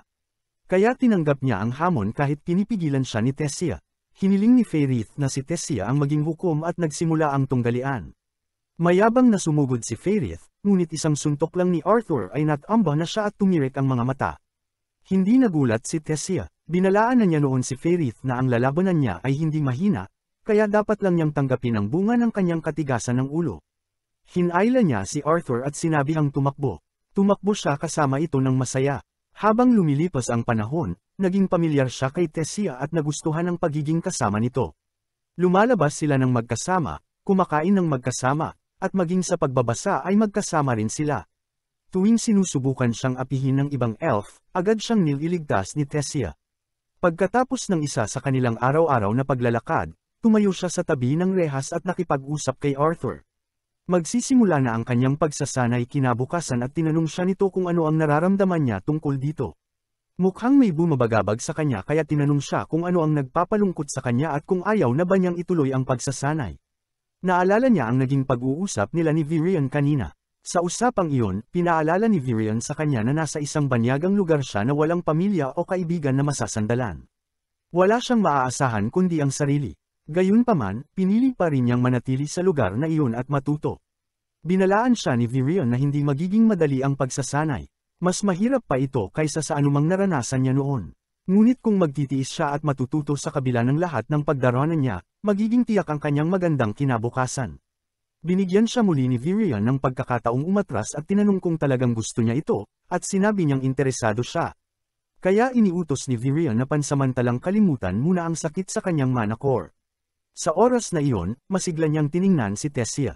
Sinabi niyang inaasahan na niya ang pagsasanay kinabukasan. Ibinunyag niyang marami na nga siyang naranasan at nakipaglaban pa kasama ang kanyang ama. Alam niyang wala sa mga naranasan niya ang maihahambing sa bagay na gusto niyang gawin ngayon, pero determinado siyang magsimula at sigurado siyang magiging mas malakas siya. Iniabot din ni Tessia ang kamay niya at sinabing gagawin din niya ang kanyang makakaya. Makakaya saan? Tanong niya. Kaya inamin ni Tessia na gagawin niya ang kanyang makakaya sa lahat ng oras upang hindi siya mapag-iwanan ni Arthur at makipagsabayan dito. Tignan na lang daw nila kung paano yun mangyayari. Kinabukasan, nagsimula ang pagsasanay. Nakaharap siya kay Virion habang ipinakikilala nito sa kanya ang mga susunod na bahagi ng kanyang buhay. Habang nagsisimula ang pagsasanay, naisip niya sa sarili, mas mabilis ang buhay sa kaharian ng mga elf kaysa sa labas. Sa loob ng ilang araw niya roon, marami na siyang natutunan at unti-unti siyang lumalago. Tinanggap niyang manatili roon dahil alam niyang ito ang pinakamahusay na desisyon para sa kanya at kontrolado na niya ang kanyang kinabukasan. Sinabi niya sa sarili na kahit hindi niya alam ang mga pagdaraanan niya sa pananatili sa kakaibang kaharian na ito, ang alam niya lang ay magiging maliwanag ang kanyang kinabukasan. Nais ko rin sa kanya ang tagumpay sa hinaharap na ito at sabik akong makita kung ano ang naghihintay sa kanya. Lumipas ang ilang panahon at natutunan na rin ni Tessia kung paano gamitin ang kanyang mana. Maagang pumunta si Tessia sa kama ni Arthur upang gisingin siya ngunit hindi ito nagising. Kaya ginamit niya ang mana upang gisingin ito. Nagising si Arthur na sumisigaw sa kanya, nagtataka kung bakit hindi siya ginaisang ng mahinahon, pero ngumiti lang si Tessia dahil alam niyang ginaisang niya ito ng mahinahon sa una. Si Tessia at Arthur ay lumabas nang mapansin nilang paalis si Virion upang dumalo sa isang pagpupulong. Habang nagtataka si Arthur kung tungkol saan ang pagpupulong, iniiba ni Tessia ang kanyang atensyon at ipinahayag na gumawa siya ng burger para sa kanya. Ngunit bago pa siya makarik, sinabi agad ni Tessia na kailangan niya itong pasalamatan ng maayos dahil sa effort na ginawa niya. Habang nilalantakan ang burger, tinawag ito ni Arthur na average, bilang biro para inisin si Tessia, na siyang ikinagalit nito. Pagkatapos ng almusal, nagtungo silang dalawa sa training grounds at nagsanay ng bare-handed sparring sa ilalim ng pangangasiwa ni Virion. Maya-maya, binigyan sila ni Virion ng mga kahoy na espada para taasan ang intensity ng kanilang sparring. Muling ininas ni Arthur si Tessia sa pagtawag sa kanya ng Pretty Little Princess. Hindi masyadong nagalit si Tessia at sinabing babanatan niya si Arthur para turuan ito ng leksyon. Habang nasasanay na silang gamitin ang mga kahoy na espada, nagpasya si Virion na itaas pa ang antas ng kanilang pagsasanay. Nang matapos ang sparring, tinipon sila ni Virion at sinimulang talakayin ang tungkol sa mahika. Ayon kay Virion, kapag ang isang tao ay nagising ang mana sa mundong ito, makakakuha siya ng isa sa 4 na elemental affinities, apoy, tubig, hangin, o lupa.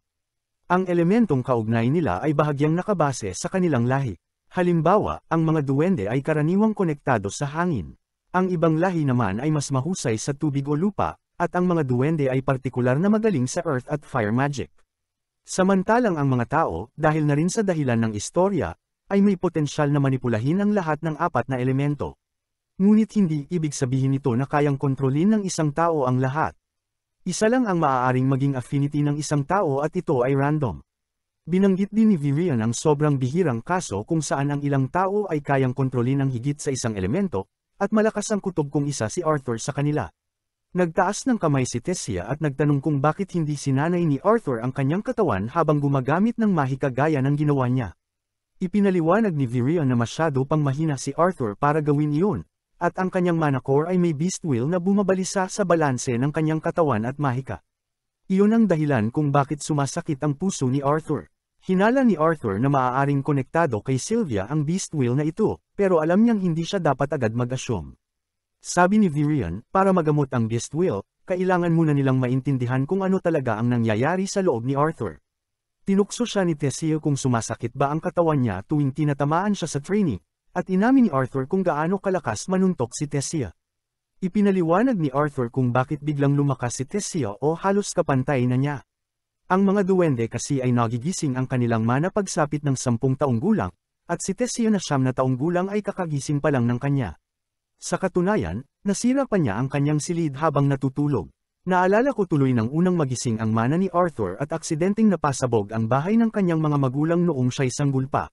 Kaya naman lumakas si Tessia. At para mas mapalakas pa, nagsimula siyang magsanay kasama ni Arthur. Isang araw habang nagsasanay, nagpasya si Virion na panahon na para gisingin ni Arthur ang kanyang beast will. Para hikayatin siya sa mahirap na hakbang na ito, sinabi ni Virion na kapag nagtagumpay ang ritual, hindi na siya masasaktan muli. Bukod pa roon, magiging tunay siyang beast tamer. Nangganyo si Arthur at umupo para simulan ang ritual. Ipinaliwanag ni Virion na kailangan niyang pasiklaban ang apoy sa loob ng magic core ni Arthur at sinigurong init lang ang kanyang mararamdaman. Inilipat ni Virion ang kanyang mana kay Arthur ngunit may nag-activate at sumigaw sa sakit si Arthur habang inilalabas ang kanyang buong mana, na naging dahilan ng pagkakalipad ni Virion at Tessia. Pagkatapos ng ritual, nawalan ng malay si Arthur. Nang mapagtanto ni Virion ang nangyari, ibinalik niya si Arthur sa kastilyo at binantayan ito hanggang magising. Nang makasiguro siyang okay si Arthur, tinanong niya ito tungkol sa Beast Wheel at kung pamilyar ba siya rito. Sinabi ni Arthur na ang Beast Wheel sa loob niya ay mula sa isang dragon.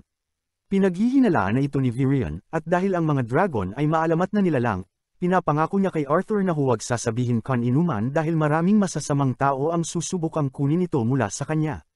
Ngayong gising na ang Beast Wheel ni Arthur, sinabi ni Virion na makakauwi na siya matapos ang 4 na buwan, na ikinagulat ni Arthur dahil akala niya ay 2 taon pa siyang mananatili doon. Ipinaliwanag ni Virion na may gaganaping cultural exchange event matapos ang 4 na buwan na inorganisa ng 3 kaharian, at magbubukas ang daan papuntang Zyrus City kung saan naruroon ang mga magulang ni Arthur. Nalungkot si Arthur nang ma-realize niyang ang pagpupulong na dinaluhan ni Virion ay tungkol pala sa komunikasyon sa ibang kaharian para sa kanya. Naantig siya rito. Sabi ni Virion dapat siyang maging masaya dahil muli niyang makikita ang kanyang mga magulang, at iniisip ni Arthur kung paano tatanggapin ni Tessia ang balitang ito. Sinabi ni Virion na huwag siyang mag-alala dahil alam na ito ni Tessia mula sa kanyang mga magulang. Kinagabihan, kinausap ni Arthur ang Dragon Egg tungkol sa nalalapit niyang pag-alis nang biglang lumiwanag ito.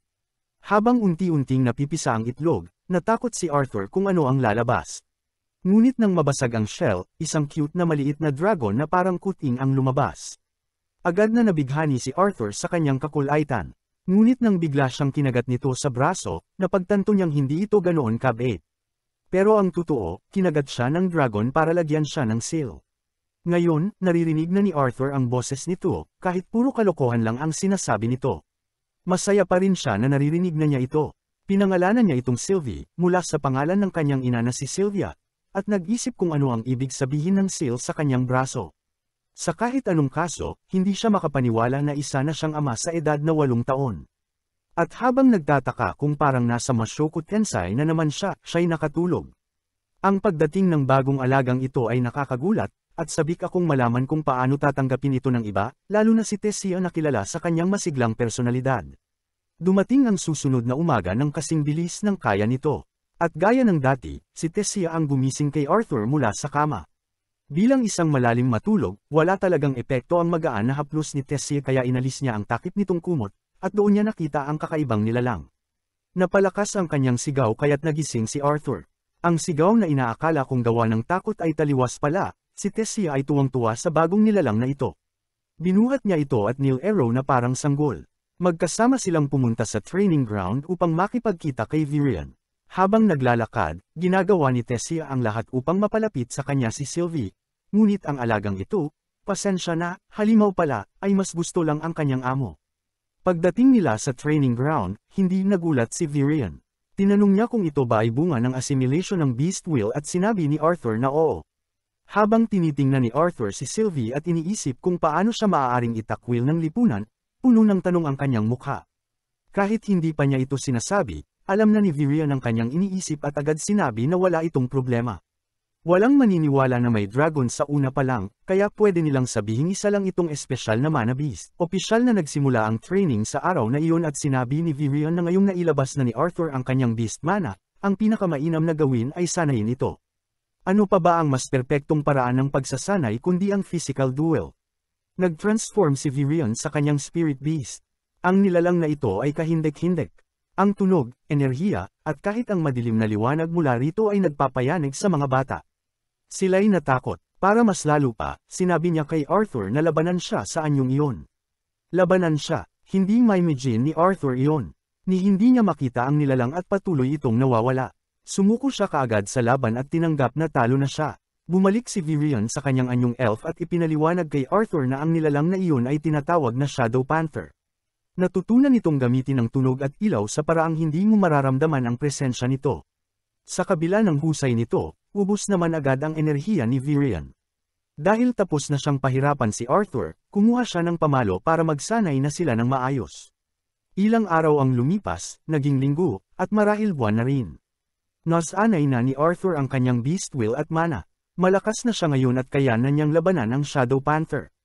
Habang papalapit na ang pagbubukas ng gate, nararamdaman na ni Tessia ang bigat ng nalalapit na pamamaalam ni Arthur. May ginanap na party sa lungsod bago ang exchange pero hindi siya makapagsaya dahil paalis ang kanyang kaibigan kaya pinilit siyang ngumiti ni Arthur. Isa na namang papalapit na araw. Habang nasa lungsod siya, may batang lalaki ang bumangga sa kanya at tiningnan siya ng kakaiba dahil siya ay tao. Ang batang lalaki ay si Fairith. Natatandaan mo ba siya? Siya ang elf na naghamon kay Arthur noon at natalo sa isang suntok. Nilapitan siyang muli ni Fairith at tinanong kung naaalala siya ni Arthur pero sinabi nitong hindi. Sino bang masisisi kay Arthur? Mukha ngang walang dating ang bata habang pilit nagpapaliwanag kung sino siya. Ipinilit pa rin ng bata na handa na siya sa round 2 nanograms laban at sigurado siyang kaya na niya si Arthur. Ngunit ang kinalabasan ng laban ay kapareho rin ng una, tinamaan siya ni Arthur at bumagsak sa lupa. Sinabi ni Tessie kay Arthur kung sino ang batang iyon at iniabot ni Arthur ang kanyang kamay para kamayan si Fairith. Sa gulat ng lahat, tinanggap ni Fairith ang pakikipagkamay at inamin na gusto lang naman niyang maging kaibigan ni Arthur at nasaktan siya noon dahil hindi siya inalok ng pagkakaibigan. Nagkwentuhan sila at nalaman ni Arthur na sasama rin pala si Fairith sa exchange program. Ibinunyag ni Fairith na lahat ng anak ng Maharlika ay sasali. Hindi niya ito alam dahil hindi pa sinasabi ni Tessie kung sasama rin siya. Tumingin siya kay Tessie para tanungin, pero si Fairith na ang sumagot. Hindi raw siya sasama dahil ayaw nilang mawala ulit ang mahina nilang prinsesa. Mahina, hindi mo dapat tawagin si Tia ng ganun lalo na't alam mong malakas siya. Dahil tinawag siyang mahina, kailangan niyang patunayan ang lakas niya. Sinuntok niya si Fairith, lumipad ito sa ere, at bumagsak parang bola sa bouncing castle. Nawalan siya ng malay agad. Hindi ko pa kailanman nakita ang prinsesa na binugbog ang isang tauhan niya. Ngayon lang. Dahil sa eksenang iyon, agad siyang hinayla ni Arthur palayo. Pagkalayo nila, pinagsabihan siya ni Arthur na bilang prinsesa, dapat ay disente siya at hindi na mamalo ng tauhan. Wala siyang pakialam. Ang dami niyang iniisip, lalo na't paalis na si Arthur at si Fairith pa ang bumagsak sa bitag. Nagreklamo siya na iiwan siya ni Arthur at pati siya'y sinasabihan na parang tatay niya. Tinawag niya si Arthur na matanda at tumakbo palayo. Pumunta siya sa kanyang kwarto at umiyak. Nang mapagtanto ni Arthur na malungkot siya, pumasok siya sa bintana bitbit ang bellflowers. Napansin siya ni Tessie at nilapitan siya. Inilagay ni Arthur ang bellflower sa kanyang tainga at inanyayahan siyang lumabas. Naglakad sila sa gubat sa kabila ng babala na bawal doon. Nagpaningas siya ng apoy upang magpainit at naupo sila para mag-usap. Nagsimulang antukin si Tessie at inanyayahan siya ni Arthur na matulog ngunit gusto niyang manatili sa tabi nito. Nag-usap sila tungkol sa mundo ng mga tao pero nakatulog siya sa gitna ng kwento. Kinabukasan, handa nang umalis si Arthur. Binigyan siya ni Virion ng compass upang hindi maligaw at ipinaliwanag na may tanda ito ng Erelith kaya't makakabalik siya kung gugustuhin. Palihim ding sinabi ni Virion na alam niyang magkasama sila kagabi. Nagtanong si Arthur kung nasaan si Tessie bago siya umalis ngunit inakala niyang masyado itong malungkot para magpaalam. Habang nasa harap ng portal kasama ang ibang mga bata, tinawag ni Tessie ang pangalan niya at tumakbo papalapit. Nag-apa pa siya habang tumatakbo. Niyakap niya si Arthur at pinaalalahanan siyang kumain sa kanyang pagbabalik. Niyakap siya ni Arthur at sinabing mamimiss niya ito. Sa gitna ng luha, sinabi rin ni Tessie na mamimiss niya ito. Bumukas ang portal. Isa itong emosyonal na pamamaalam. Matapos ang mahabang biyahe, nakabalik na si Arthur sa kaharian ng tao. Pagdating sa Zyrus Kingdom, tuwang-tuwa siya na makikita niyang muli ang kanyang mga magulang. Umuwi siya, inayos ang sarili, at kumatok sa pinto. May batang babae na tumakbo papunta sa pinto upang buksan ito. Tinitigan niya ang matamis na batang babae sa kanyang harapan, alam niyang iyon ang kanyang kapatid. Tumakbo rin ang kanyang mga magulang patungo sa pinto habang tinatawag ang pangalan ng bata, Eleanor. Pagbukas ng pinto, hindi agad nakariyak ang mga magulang niya sa sobrang gulat. Ngumiti siya sa kanila at sinabing, nandito na ako. Hindi makapaniwala si Alice at Reynold nang makita nila si Arthur sa kanilang harapan at agad nila itong niyakap ng mahigpit bilang pagsalubong sa kanyang pagbabalik. Sinabihan ng anak si Alice na huwag umiyak, at humarap si Arthur sa kanya, napagtanto niyang ito pala ang kanyang kapatid na si Eleanor, na handa niyang ayalay ang kanyang buhay para sa kanya. Lumuhad siya sa harap ni Eleanor at ipinakilala ang sarili, at laking gulat nito na makita ang kanyang kapatid. Pagkatapos nito ay pumasok si Arthur sa loob ng bahay kung saan nagsimulang magtanong si Alice tungkol sa mga nangyari habang wala siya. Tiniyak niya na ayos lang siya, at sinabi pa ni Reynold na tigilan na ni Alice ang pagkukulit sa kanilang anak. Samantala, nagseselo si Eleanor sa Athens yung natatanggap ni Arthur mula sa kanilang mga magulang, ngunit sinabi ni Alice na makipagkaibigan siya kay Arthur dahil siya ang kapatid na palagi nilang ikinukwento. Sinabi ni Arthur na matagal na niyang gustong makilala si Eleanor, at biglang tumalon sa mga bisig niya ang batang dragon na si Sylvia. Nang makalmado na ang lahat, ikinwento ni Arthur sa kanyang pamilya ang lahat ng nangyari matapos silang magkahiwalay, ngunit hindi niya binanggit si Sylvia dahil hindi niya alam kung paano sila magre-react. Sinabi niya na nakaligtas siya sa pagkahulog dahil sa armor. Ikinwento rin niya kung paano niya nailigtas si Tess at kung paanong nanatili siya sa kaharian ng mga Elven sa mga sumunod na taon upang magsanay at magpagamot. Itinago niya ang tungkol kay Sylvia at sa kanyang beast core, at sinabi na si Sylvia ay isang mana beast na inampun niya matapos mamatay ang ina nito. Naniwala ang kanyang mga magulang at natuwa na ligtas siya. Biglang nagtanong si Reynold kung anong antas na ng mana core ang meron si Arthur. Ngunit pinagalitan siya ni Alice dahil hindi pa dapat iyon pinag-uusapan. Tinanong muna ni Arthur si Reynold tungkol sa trabaho nito at buong pagmamalaki nitong sinabi na isa siyang security instructor sa isang sikat na auction house. Ipinagmalaki rin ni Reynold na naging dark orange ang kulay ng kanyang mana core 2 taon na ang nakalipas, na nasa gitna ng power scale. Humanga si Arthur at inisip na pinaghirapan iyon ng kanyang ama, pero siya mismo ay nasa light red stage na isang antas lang ang layo sa dark orange. Napahiya si Reynold dahil malapit nang malagpasan siya ng kanyang anak, kaya hinamon niya ito sa isang spar para makita ang lakas nito, ngunit pinagalitan siya muli ni Alice. May biglang pumasok sa bahay, at tinanong ng lalaking si Vincent si Reynold kung totoo bang buhay ang kanyang anak. Naisip ni Arthur, anong problema ng taong to? Ipinaliwanag ni Reynold na si Vincent ang may-ari ng auction house na pinagtatrabahuhan niya at pati ang bahay nila ay pagmamay-ari rin ito.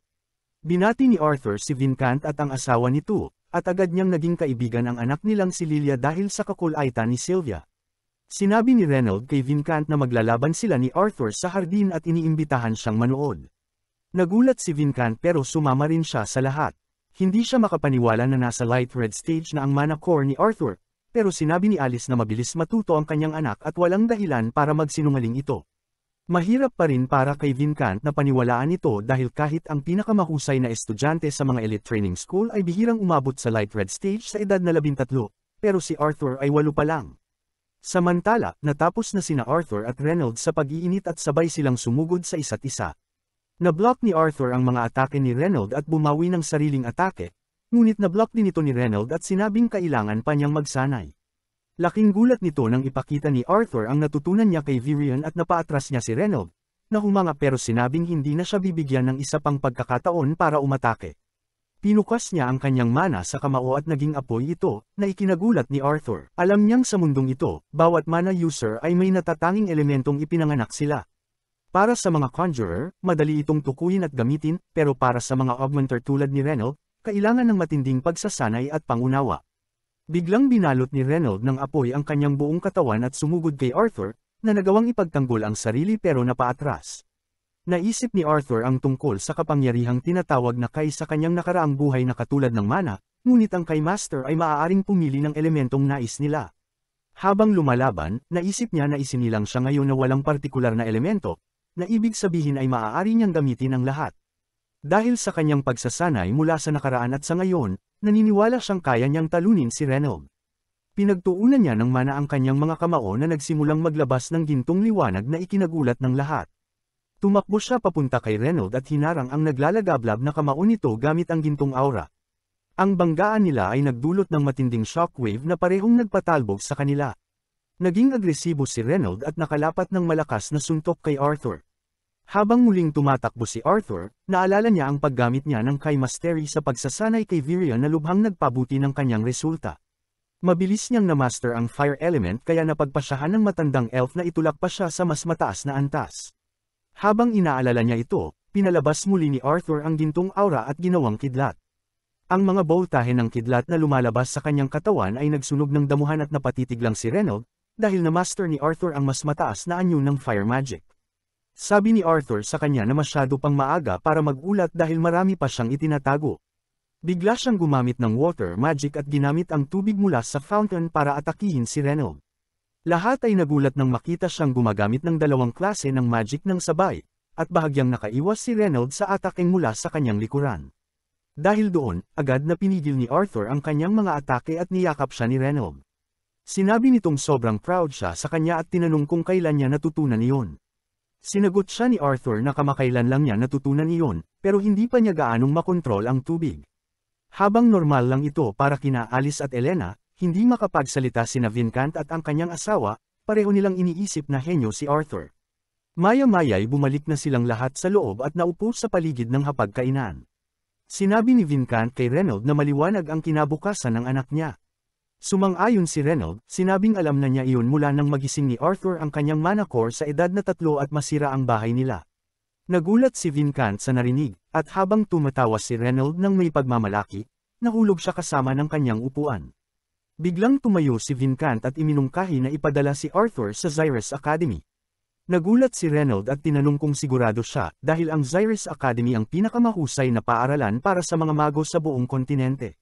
Buong pagsang-ayon ng asawa ni Vincent at sinabi sa mga magulang ni Arthur na huwag mag-alala sa bayarin dahil nais nilang sagutin ito, umaasang balang araw ay magdudulot ito ng pakinabang sa kanila. Kinabahan si Alice sa alok na iyon at sinabing hindi pa nila alam kung tatanggapin ng Academy ang anak nila. Pero buong kumpiyansang sinabi ni Vincent na kilala niya ang direktor ng Academy at may magagawa siya. Biglang nagsalita si Arthur, sinabing dahil tungkol ito sa kanya, nararapat lang na may boses siya sa desisyon. Sinabi niyang kakabalik lang niya sa kanyang pamilya at ayaw pa niyang lumayo agad. Naintindihan ni Vincent ang dahilan niya at saka nagpaalam si Arthur, sinabing napagod siya sa sparring match. Pumasok siya sa gusali ngunit sinundan siya ni Lilia, na simula nang makita ang kapangyarihan niya ay naging tagahanga na niya. Sinabi nitong maling direksyon ang tinatahak niya at yayain siyang sumama dahil may mas magandang lugar siyang ipapakita. Dinala niya si Arthur sa kusina sa basement kung saan masaya siyang nakipagkwentuhan sa mga alila at sinabihang maghanda ng masasarap na pagkaing karne para sa kanya. Sinabi ng matandang katulong na maghinay-hinay siya sa pagkain dahil nadagdagan ang timbang niya, pero agad siyang sinagot ni Lilia at sinabing huwag pag-usapan ang timbang niya. Nagulat si Arthur sa ganitong ugali ni Lilia dahil tahimik lang ito dati. Sabi ng isa sa mga alila, palagi siyang pumupunta roon kapag stressed siya. Nagtaka si Arthur at ipinaliwanag ng alila na gusto ng mga magulang ni Lilia na magising siya bilang mago kaya mabigat ang dinadala niya. Kinagabihan, pinuntahan siya nina Alice at Reynold sa kanyang kwarto para makipag-usap pa. Sinabi nilang natutuwa silang bumalik siya at sobrang proud din sila sa kanya. Sinabi nilang magiging isang dakilang mago siya balang araw. Gusto sanang may sabihin si Arthur, pero pinigilan siya nila at sinabing bukas na lang nila ituloy ang usapan. Sa ganoon, nagpaalam sila ng good night at pinatulog siya. Kinaumagahan, agad na tumakbo si Arthur sa bulwagan pagkagising dahil may dumating na mga dating kaibigan para makita siya. Sila ay mga kasama ng kanyang mga magulang sa grupo, at masaya silang makita siyang bumalik. Niya si Angela na niyakap siya ng mahigpit hanggang sa hindi na siya makahinga, at pagkatapos ay nag-high five sila ng tank na si Durden. Patuloy na nagtatalo sina Adam at Helen habang binabati si Arthur, at biglang inipuan ni Jasmine si Arthur kahit walang dahilan kundi gusto lang niya siyang hawakan. Niyakap niya ito at sinabing patawarin siya dahil kasalanan niya ang lahat. Matapos ang emosyonal na muling pagkikita, ikinwento ng grupo ang kanilang mga misyon sa malalayong lugar at gaya ng dati, nagtatalo pa rin sila sa maliliit na bagay. Habang pinakikinggan sila, napagtanto ni Arthur na marami pa siyang hindi alam sa mundong ito at ang pagiging adventurer ay magandang paraan para matuto. Pero habang nakatingin siya sa kanyang pamilya, iniisip niyang hindi pa siya handang iwan silang muli. Habang nagsisimulang magmeditasyon si Arthur, huminto ang oras mismo, marahil ito ay isang bagong sobrang up na teknik na sinusubukan niya, ngunit may kapalit ito at ilang segundo lang ang kaya niyang tiisin bago siya tuluyang mapagod. Dumating si Sylvie at sapat na ang kanyang kakoton para muling mamotivate si Arthur. Niyakap niya ito bilang pasasalamat sa pagsama sa kanya, pero bigla itong naglabas ng pinakabaho at pinaka-epikong utot sa kasaysayan, na nagpawala ng malay kay Arthur dahil sa amoy. Para linisin ang mabahong si Sylvie, pinaliguan siya ni Arthur at pinakulong sa isang mahabang palaigo kahit ayaw niya. Nakita niyang nahihirapan si Sylvie kaya sinubukan niyang ipaliwanag na hindi sila pwedeng magmukhang o maramdaman na madumi sa bahay na ito dahil pagmamay-ari ito ng mayamang pamilyang Helsty. Habang naaalala ang pamilyang Helsty, naalala ni Arthur ang sabi-sabi ng isang katulong na parehong stressed sina Vincent at Tabitha Helsty tungkol sa anak nilang si Lilia na hindi pa rin nagigising ang mana. Gusto nila si Lilia na maging katulong pero si Lilia mismo ay parang walang pakialam at nagiging istorbo na. Nag-focus si Arthur kay Sylvie at napansin niyang nagsisimula na itong bahing ng bahing dahil sa tagal ng pagkabasa. Pinunasan niya ito at tinapos ang paglilinis nang biglang dumating si Alice kasama ang lahat at inihayag na oras na para si Arthur naman ang linisin. Dinala siya ni Alice sa baklang barbero sa bayan na tinawag si Arthur na diamante sa ilalim ng basura, ngunit tiniyak na huwag siyang mag-alala at ipinangakong pupuliduhin at ilalabas ang tagungkinang niya. Pagkatapos ng kung anuman ang ginawa ng barbero, lumabas si Arthur na napakagwapo at nabighani ang lahat ng babae. Pinuri siya ni Tabitha at sinabing sa wakas ay mukhang bagay na siyang pumasok sa kanilang auction house. Ipinaliwanag ni Alice na madalas bisitahin ng mga maharlika ang Helsty Auction House, kaya kailangan muna nilang bigyan ng makeover si Arthur bago siya dalhin doon. Sa halip na tumaas ang kumpiyansa ni Arthur, bumaba ito dahil pakiramdam niya ay sobrang pangit pala niya dati. Pagkatapos, gusto ni Tabitha na ipasyal si Arthur sa Zyrus City at pabirong hiling ng kapatid niyang si Eleanor na siya ang maging escort nito. Nagselos si Lilia at sinabing dati ay siya ang kasama ni Eleanor bago dumating si Arthur. At pinuri rin si Arthur sa bago nitong ayos habang binanggit ng patagang siya ang pumili nito, bago umalis. Pumunta ang grupo sa palengke kung saan bumili si Alice ng ilang bagong damit para kay Arthur. Pagkatapos mamili, naglaro ang grupo sa city center sa tabi ng estatwa ng hari nang biglang may grupong estudyante mula sa Zyrus Magic Academy ang naghagis ng kung anuman kay Arthur at nag-astang mga bully. Hindi pinansin ni Arthur ang mga ito dahil ayaw niyang magkagulo, kaya umalis sila. Sinabi ni Lilia na itinuturing na parang royalty ang mga estudyanteng iyon dahil sa kanilang status bilang mage, pero wala nang pakialam si Arthur. Naglakad siya kasama ang grupo nang bigla niyang maramdaman ang kakaibang aura mula sa isang tindahan. Sa loob ng tindahan, may mga beast core at ayon kay Tabitha, ito ay magic core mula sa isang magic beast na nagpapalakas ng kakayahan ng tao. Alam ni Arthur ang tungkol sa beast core dahil technically ay galing din doon si Sylvie. Pero hindi niya alam na binibili at binibenta pala ito ng mga tao dahil hindi iyon normal sa kaharian ng mga Elven. Ipinagpatuloy ni Tabitha ang kaalaman niya sa Beast Core, sinabing may mga bihirang pagkakataon na may Beast Wheel sa loob ng core at sobrang taas ng presyo nito, ang pinakamurang isa ay nagkakahalaga ng 100 gold coins at pwedeng magpayaman sa pamilya ni Arthur sa daan-daang taon. Ibinunyag ni Tabitha at ng kanyang asawa ang plano nilang magbenta ng Beast Core sa susunod na auction at dahil interesado si Arthur, ipinangako niyang pahihipuin siya ng isa, na tila isang malaking karangalan. Nagkunwaring natuwa si Arthur sa alok pero kontento na siya sa beast wheel na meron siya. Nalungkot si Lilia bigla at napansin ito ng kanyang ina. Lumalabas na gusto ni Lilia ng sarili niyang beast core, na maintindihan naman dahil negosyo iyon ng pamilya nila, at gusto niyang gamitin ito para gisingin ang kanyang mana. Pero sinabi ni Tabitha na hindi ganoon gumagana ito at bukod pa roon ay hindi nila kayang gumastos para sa isang walang kwentang anak. Pilit pa rin si Lilia at sinabing pwede silang makahanap ng mas mura, pero buo na ang pasya ni Tabitha at sinabi niyang tapos na ang usapan. Pumunta ang grupo sa isang restaurant para mananghalian pero hindi nasiyahan si Arthur dahil napansin niyang malungkot si Lilia. Naawa siya rito at naunawaan ang kalagayan niya. Malaki ang inaasahan ng kanyang amang si Vincent kaya nagmamadali siya sa paggising ng kanyang mana. Gusto siyang tulungan ni Arthur bilang kapalit sa tulong ng pamilya ni Lilia sa kanya. Pero habang papunta siya para kausapin ito, napansin niyang wala na ito. Hinanap niya ito at natagpuan sa isang weapon shop kung saan bumibili ng murang beast core gamit ang ipon niya. Pinigilan siya ni Arthur at sinabing kahit makakuha siya ng beast core, hindi nito gising ang kanyang mana dahil hindi gumagana ang mundong ito na parang pay to win. Gusto pa rin ni Lilia na subukan at sinabing hindi makatarungan na siya ay isang walang talentong bata habang si Arthur ay espesyal. Habang tumitindi ang kanilang sagutan, nabangga ni Lilia ang isang estudyante mula sa Zyrus Academy. Humingi agad siya ng paumanhin dahil hindi niya sinasadya, pero ayaw siyang patawarin ng estudyante na may kasama pang dalawa. Gusto nilang parusahan si Lilia at kahit ang tindero ay walang lakas ng loob na pigilan sila kaya pumagitna si Arthur at pinaga niya ang kanyang magic. Pero sa mismong sandaling iyon dumating si Tabitha at tinapos ang kaguluhan. Ipinakilala ang sarili bilang pinuno ng pamilya Helsty. Nang malaman ng mga estudyante ang status niya, hindi na nila pinalaki pa ang gulo dahil malaki ang ambag ng pamilya Helsty sa kanilang academy, pero nil-8 pa rin si Lilia bago umalis. Umuwi ang mga babae kasama si Arthur at sinabi kay Vincent ang nangyari. Masaya si Vincent na natigil ang gulo bago pa man sirain ni Arthur ang tatlong bully. Pinayuhan niya si Lilia at Arthur na mag-ingat sa mga kilos nila lalo na si Arthur dahil malapit na siyang pumasok sa Zyrus Academy. Doon lang nalaman ni Lilia na si Vincent pala ang sumusuporta sa pagpasok ni Arthur sa academy at inakala niyang si Arthur ang pinili ng ama imbes na siya dahil hindi siya magandang investment. Labis ang emosyon ni Lilia at tumakbo siya palayo, sinabing galit siya sa kanilang dalawa. Pagkatapos ng kahihiyang sitwasyon, hindi nagpadaig si Arthur. Alam niyang hindi literal ang lahat ng sinabi ng dalaga. Pumunta siya sa pintuan nito kinagabihan para tawagin siya sa hapunan. Kumatok siya ng paulit-ulit pero hindi ito nagbukas. Tinawag ni Sylvie ang kanyang pansin sa isang katulong sa likod niya na nagsabing wala sa kwarto si Lilia kaya dinala niya si Arthur kung nasaan ito. Samantala, si Lilia ay malalim ang pag-iisip, iniisip niya ang lahat ng nangyari sa paglipas ng mga taon at kung gaano kasama ang pakiramdam ng kanyang mga magulang sa kanya. Naalala niya noong bata pa siya at kung paano ipinahayag ng kanyang ama ang kagustuhan nitong maging isang salamangkero siya. Bilang isang bata, ang tanging nais niya ay ang mapasaya ang kanyang mga magulang, tama lang naman. Ngunit hindi ganoon gumagana ang buhay at kapalaran gaya ng inaakala niya. Nagtataka siya kung kailan siya sa wakas gising sa Mahika.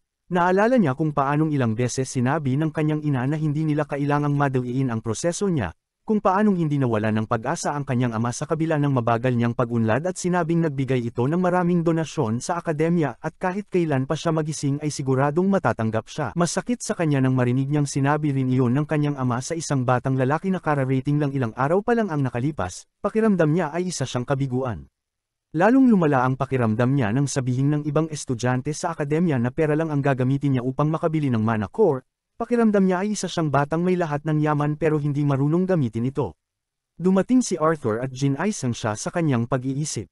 Sinabi niya na nag-aalala ang kanyang mga magulang at talagang nababahala sila. Naawa siya sa kanya at pakiramdam niya ay isa siya sa mga dahilan kung bakit ganito ang nararamdaman ni Lilia. Nais niyang humingi ng tawad pero pinigilan niya ang sarili. Kahit mag-sorry siya, baka magmukhang peke, kahit totoo man ang kanyang damdamin. Minsan, hindi sapat ang paghingi ng tawad, lalo na kung alam mong wala ka naman talagang kasalanan. Sa kabutihang palad, napagtanto ni Lilia ang kanyang pagkakamali at siya na ang humingi ng tawad. Sinabi niyang sorry siya sa kanyang mga sinabi at hindi niya intensyong iparamdam iyon kay Arthur. Matagal na siyang masama ang loob dahil sa kanyang kakulangan sa paggising ng Mahika, at nang dumating si Arthur na may kahangahangang kakayahan, pakiramdam niya ay napag-iwanan siya.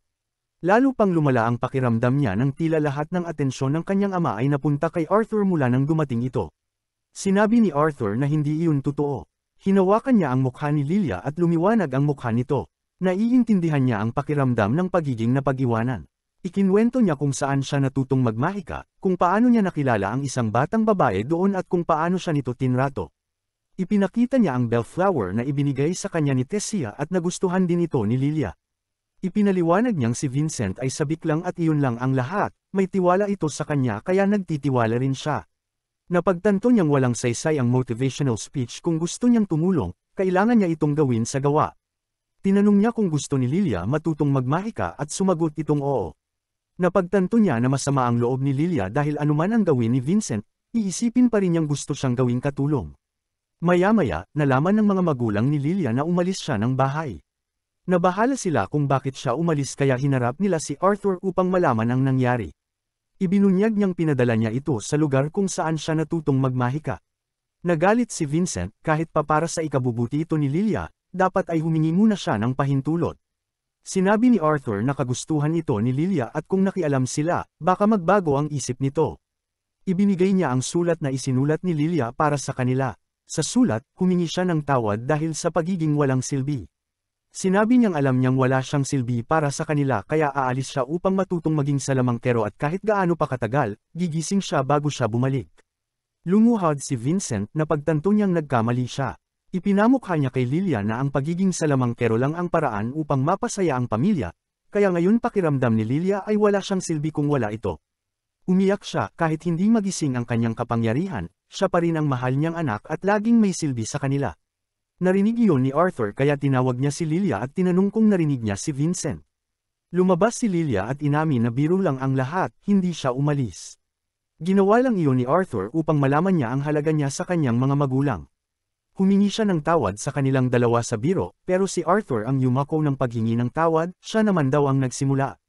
Sinabi niyang alam niya kung gaano kasakit ang mawala ng anak, alam niya ang naramdaman ng kanyang mga magulang noong siya'y nawala, at hindi na niya uulitin iyon. Gusto lang niyang may parating ang kanyang punto. Napagtanto ni Vincent na sobra siyang nasabik sa ideya ng pagiging salamangkero.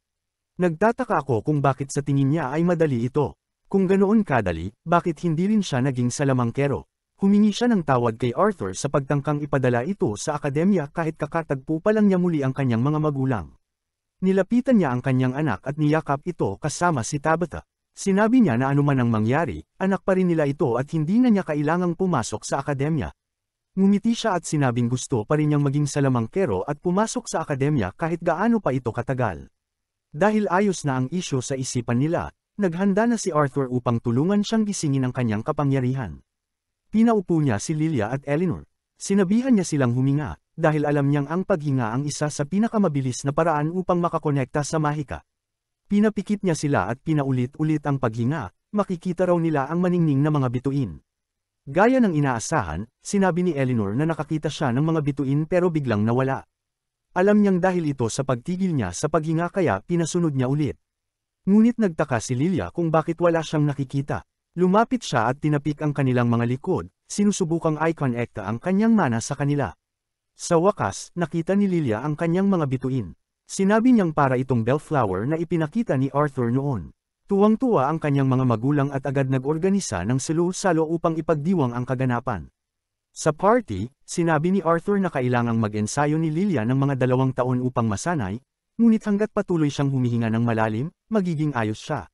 Sa sobrang tuwa, tinanong niya kung anong element ang magagamit niya, masyado nang excited ang bata.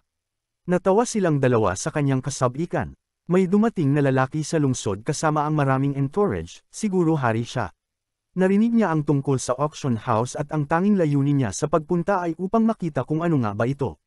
Ano kaya ang ibig sabihin nito para kay Arthur? Salamat sa panunood. Kung gusto nyo pa ng ganitong content, comment nyo lang, like and subscribe na din kayo mga lods.